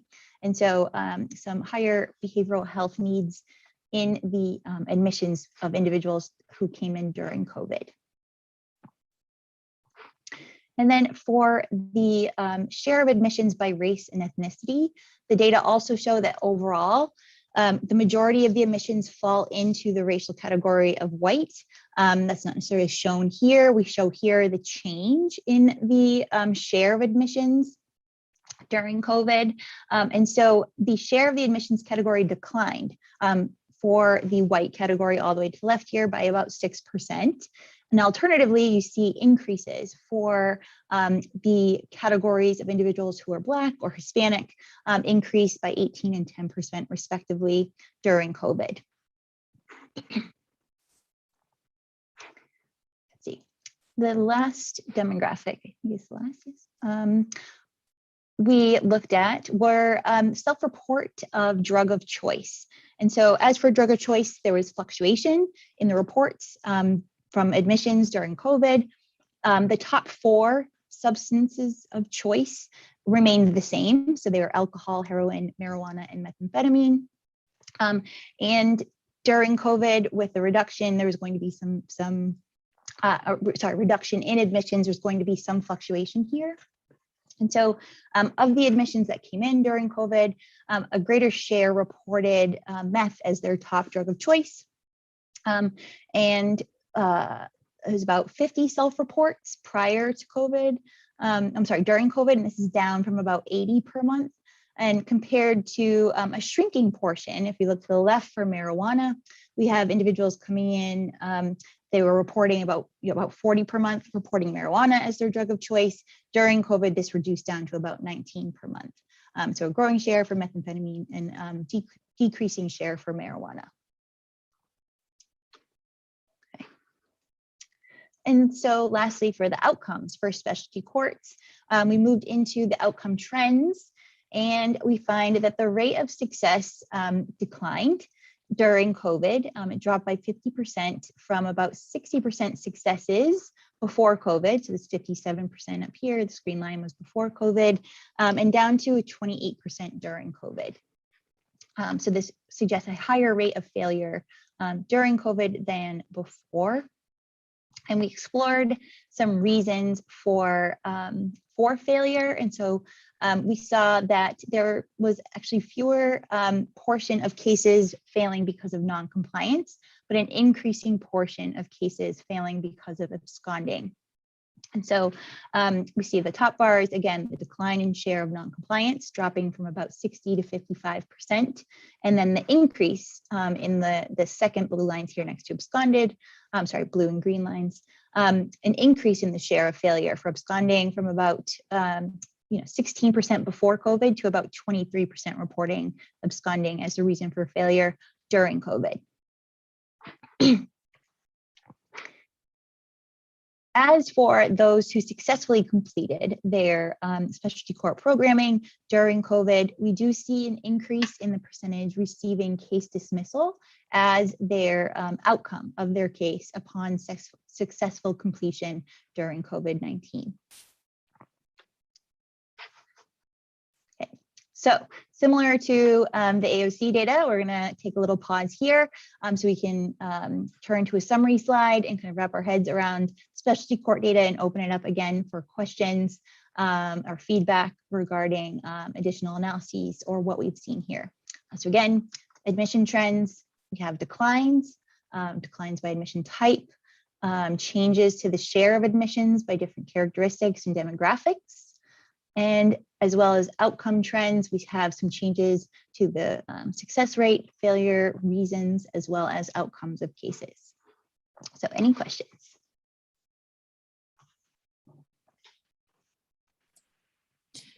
Hi, this is Elisa Cafaretto with Dieter. Less of a question, just an offer of a resource. The specialty courts number of admissions of folks who are unemployed was new information to me and a bit not surprising, I guess. What surprises me is that it went up so little, considering how unemployment has hit the rest of the population. But we have been, because extended unemployment benefits are ending this week, we've put together a resource guide of all the resources available to folks who are losing those benefits. And I can share that guide with this group so that you can share it with the folks who are presiding in those courts. There are a lot of resources available to folks that we probably want the specialty courts to be aware of. So I will commit to doing that. Great, thank you.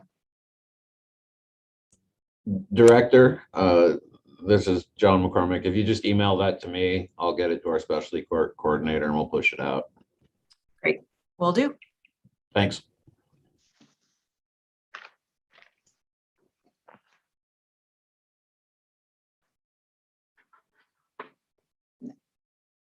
All right, so pending no other inquiries, we'll move into the final portion. Thank you all for bearing with me. We're almost there. So the third and final installment of data analyses for today regarding data trends of admissions, specifically admission trends before and during COVID to Nevada Department of Corrections. And so this time frame, just to add, is slightly different. And so the before COVID time frame, like I said, is a little shorter here. So far, we have data for 2019, as well as the first 2 months of 2020 as that pre-COVID, before COVID time frame.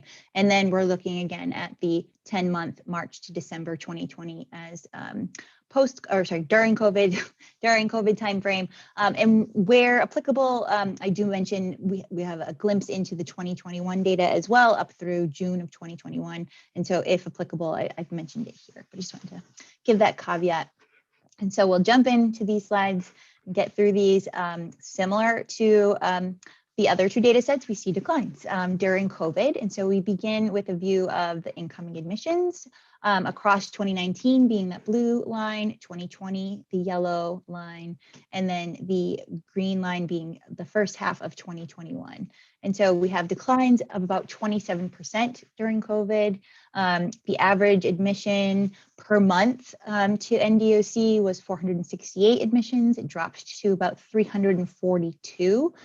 So 120 fewer admissions per month during a 10-month time frame. We're looking at about 1,200 fewer admissions in that 10-month COVID time point. And so, not shown here, the first half of March 2020 alone, there was the second half, we did kind of like a daily admission look. And so there was a 17% decline. And so kind of looking at that March 15th turning point for a lot of states and a lot of the shutdown occurring. And so that drop occurred pretty quickly. And so we see the remnants of that starting in March 2020 here, and then that steep decline all the way through May, leveling out again through the summer, and again dropping pretty starkly in the late fall of 2020. Okay. So as far as the offense types by admissions, among those 27% drop overall, there were declines in all offense types. There was about 38% fewer monthly admits for drug offenses. And then if we go all the way to the left here, an 18% decline in monthly admits for person-based offenses.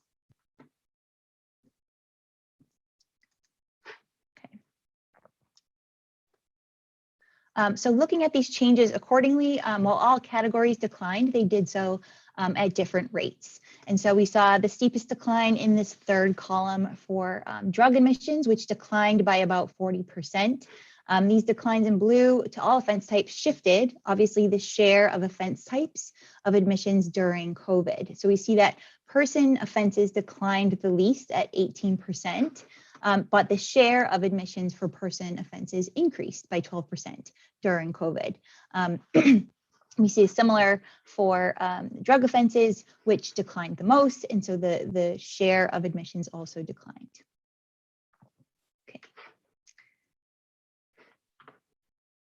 So we also assessed admission to NDOC by admit type, and we see that among all admissions, over half are for new commitments, while the remainder are for violations of some kind, parole or probation, both at about 21 to 25%. And these include, on this slide, grouping together individuals who violated parole or probation with a new conviction or a technical violation. The average monthly admission among these categories changed at comparative rates between 25 to 27% each. So we look at these same categories of parole, probation violations, and new commitments, and we see the share of admissions during COVID increased for all three categories. For probation violations, it admitted during COVID especially, the share of admissions comprised sorry, let me restart this. Here we're looking at the criminal histories of the admissions who are coming in. So across the same categories, the percentage of individuals who had one or more prior felonies increased. So looking at maybe some higher risk admissions during COVID. And this is so especially true for the probation violations. So individuals who were admitted for a probation violation, a greater share of those individuals had prior felonies who were admitted during COVID. And so when we tried to parse out these trends across those violations, we kind of broke out the new conviction versus no new conviction across the violation types. And we see that the portion of admissions for those probation violations with new convictions, so that kind of middle graph there, the only one that increases. I know 75% looks incredibly stark. This is about a change of about 5 admissions per month to 10 admissions per month during COVID. And so we were able to dig a little deeper into what was pushing that increase and what type of offenses were coming in. And so we saw that approximately 5 more monthly admits for B or C level, predominantly property offenses. And so again, this is a change about 5 individuals a month, but there was that one increase in that one category for admissions during COVID. So if we're looking at the admissions by felony category, we also see that, among all admissions, the felony category distributions were largest amongst category B and C felonies. They comprise over 3/4 of admissions for B and C level felonies. During COVID, there were fluctuations in the admission patterns for all these groups. Declines ranged from 20 to 43%. And this again affects the share of admissions across these groups. And so not shown here, the greatest decline was actually in the category E admissions because they comprise a smaller portion. And category B declined the least at 23%, which results in a greater share of admissions for those category B felonies and the growth of 48% to over half of the admissions for category B felonies that you see here. All right, as far as the demographic trends of admissions from before and during COVID, similar to the specialty court growth in minority category, we see a similar trend here. And so the racial composition of admissions are predominantly in the white category, of about 1/3 in the category for Black, and the category for Hispanic, 20%. And then we see the rate of decline in average monthly admissions differ across these categories, meaning the racial composition, again, changed and fluctuated during COVID. There was an increase of 5% for the category of individuals who are Black, and a decline in admissions of white individuals from 43 to 41%.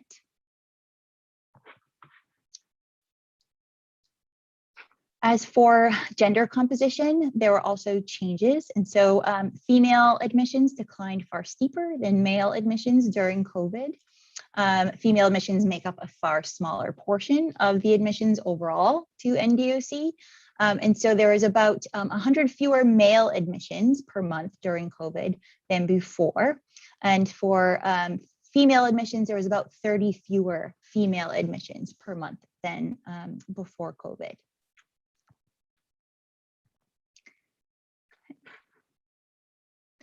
Looking at characteristics in terms of risk, looking at the NRAS risk classifications, we broke this out by gender because there were some differences here.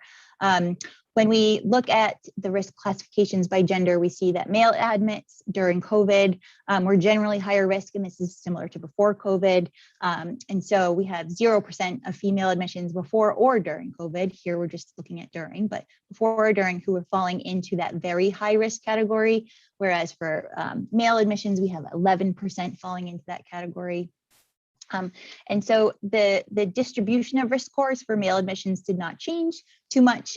For female admissions, for those who were admitted during COVID, the portion were higher risk. And so the portion of higher risk individuals for females prior to COVID was a little bit smaller than during COVID. And so we see that shift here. So for the darker green line being the total rate of change for all admissions, and then the blue and lighter green breaking those out by gender composition. And so we see increases in admissions, or the share of admissions that during COVID compared to before are generally higher risk. And so we have an increase in share of individuals coming in at high risk and a very high risk increase. And this is, if we look to the line to the right of this, driven by the increase in male admissions predominantly coming in at very high risk during COVID. As far as mental health indicators, we also see a slight increase in the percentage of individuals reporting or having mental health indicators at admissions, a change of 1 percentage point, but growth nonetheless of the number of people who are admitted reporting this mental health indicator. Similarly, we see growth of individuals reporting substance abuse treatment needs from before to during COVID. And the last piece of this puzzle that we're presenting here today, we did explore just the minimum and maximum sentence lengths before and during COVID. And so other than this one section here for parole violation, sentences didn't really change too much. So for new commitments, we see no change whatsoever from before to during COVID. As far as the minimum sentence, they're both at 1 year and 6 months. And then we've got about 5 years for before and during COVID as the maximum sentence.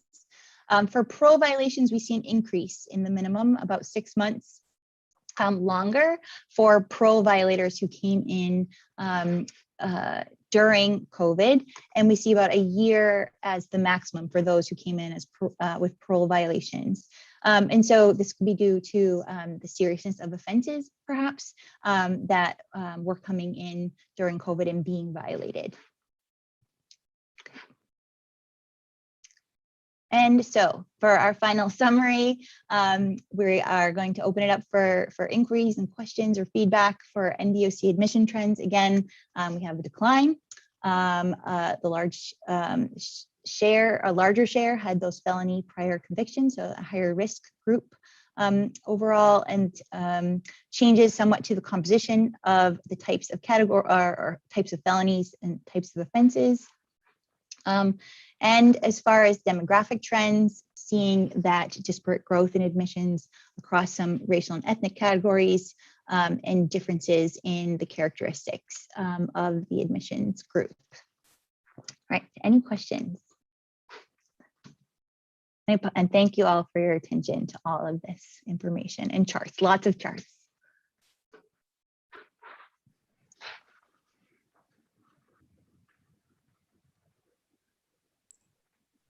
I have a question, Molly. This is Rochelle Wynn again. So for these, when you're tracking the gender and racial and ethnic categories, are you looking like through the PSIs or the judgments of convictions? How are we getting that NDOC, or are they tracking that stuff internally as well? I mean, I'll allow NDOC to respond. I mean, so for as far as the data we received from them, it was recorded in the data received. So it was what we requested was information. And so that was, the one category that we did request was race and gender, age, things along those lines.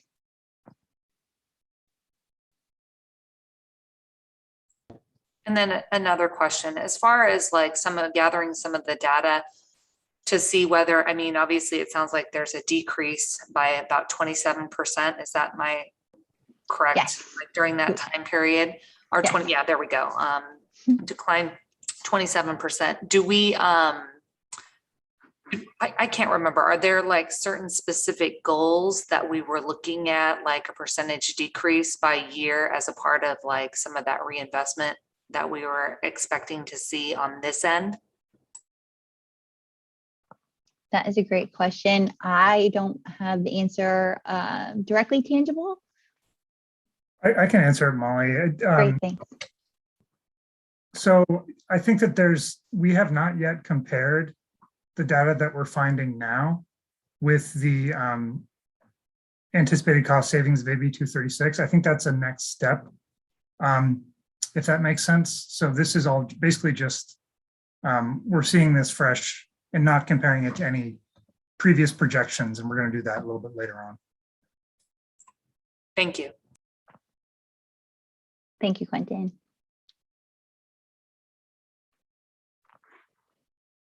Okay, so barring all other questions, we can wrap this up. So next steps for us as we continue our system assessment and our data analysis.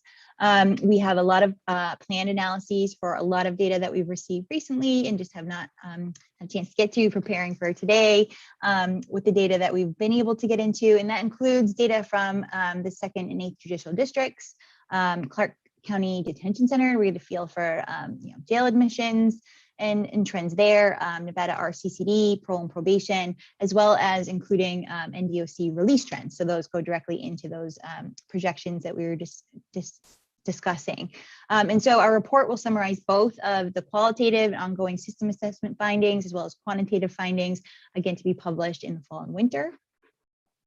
And if you have any questions that come up after you've been able to mull over the series of 60+ slides, feel free to reach out to any one of us here, and we'll be happy to try to answer your questions. Thank you again for your time. Thank you so much. It was just an amazing report. With that, we'll close agenda item number 6, and I'll now open agenda item number 7. Is there anyone that has anything to be considered for future meetings at this time? I have a suggestion. This is Please. Assemblywoman Nguyen.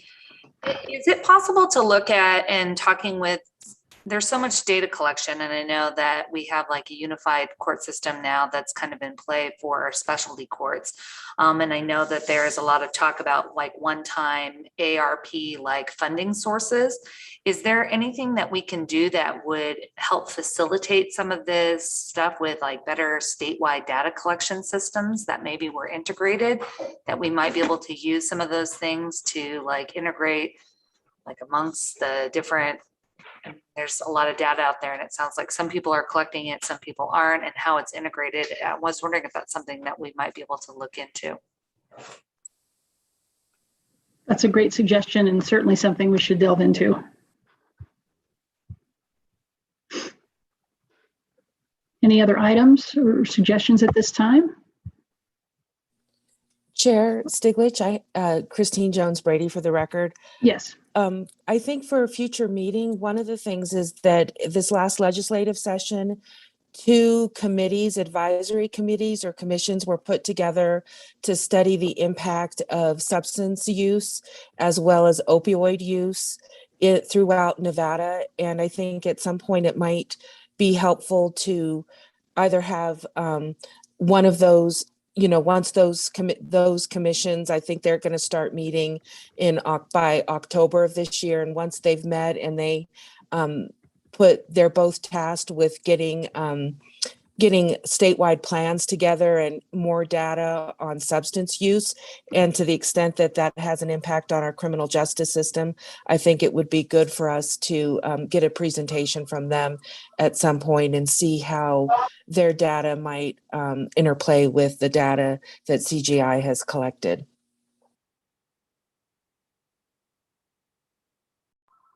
All right, thank you, Ms. Jones. That's great.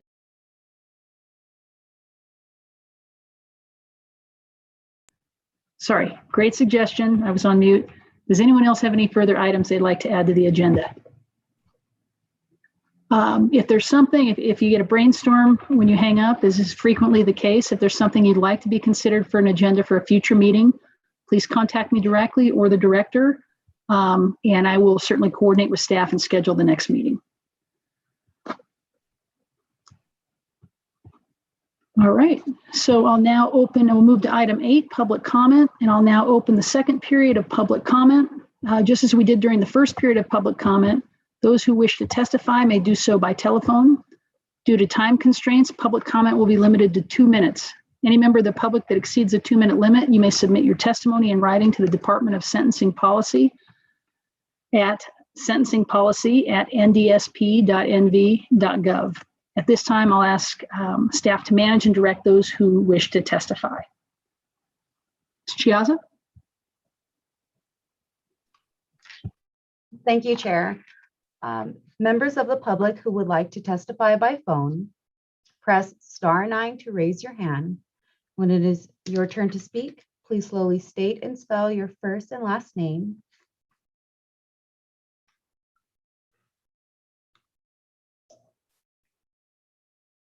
We currently have no one in the waiting room. I'm going to give it just another second, just in case maybe they're trying to get through and it's not coming. One moment.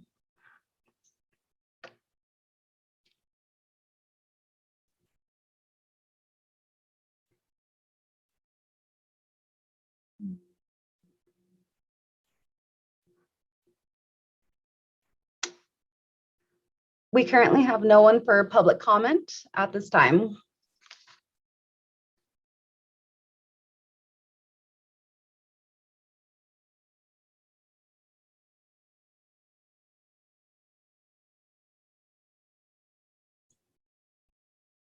Justice, you're on mute.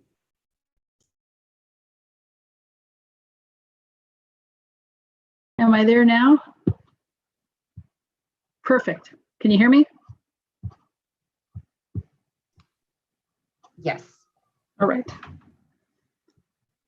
Without public comment, I'll close agenda item 8. We'll move to item 9, adjournment. I'm very excited by this meeting, its content, and the enthusiasm that's here. I want to thank everyone for your attendance and participation, and certainly a big thank you to staff. The meeting is now adjourned.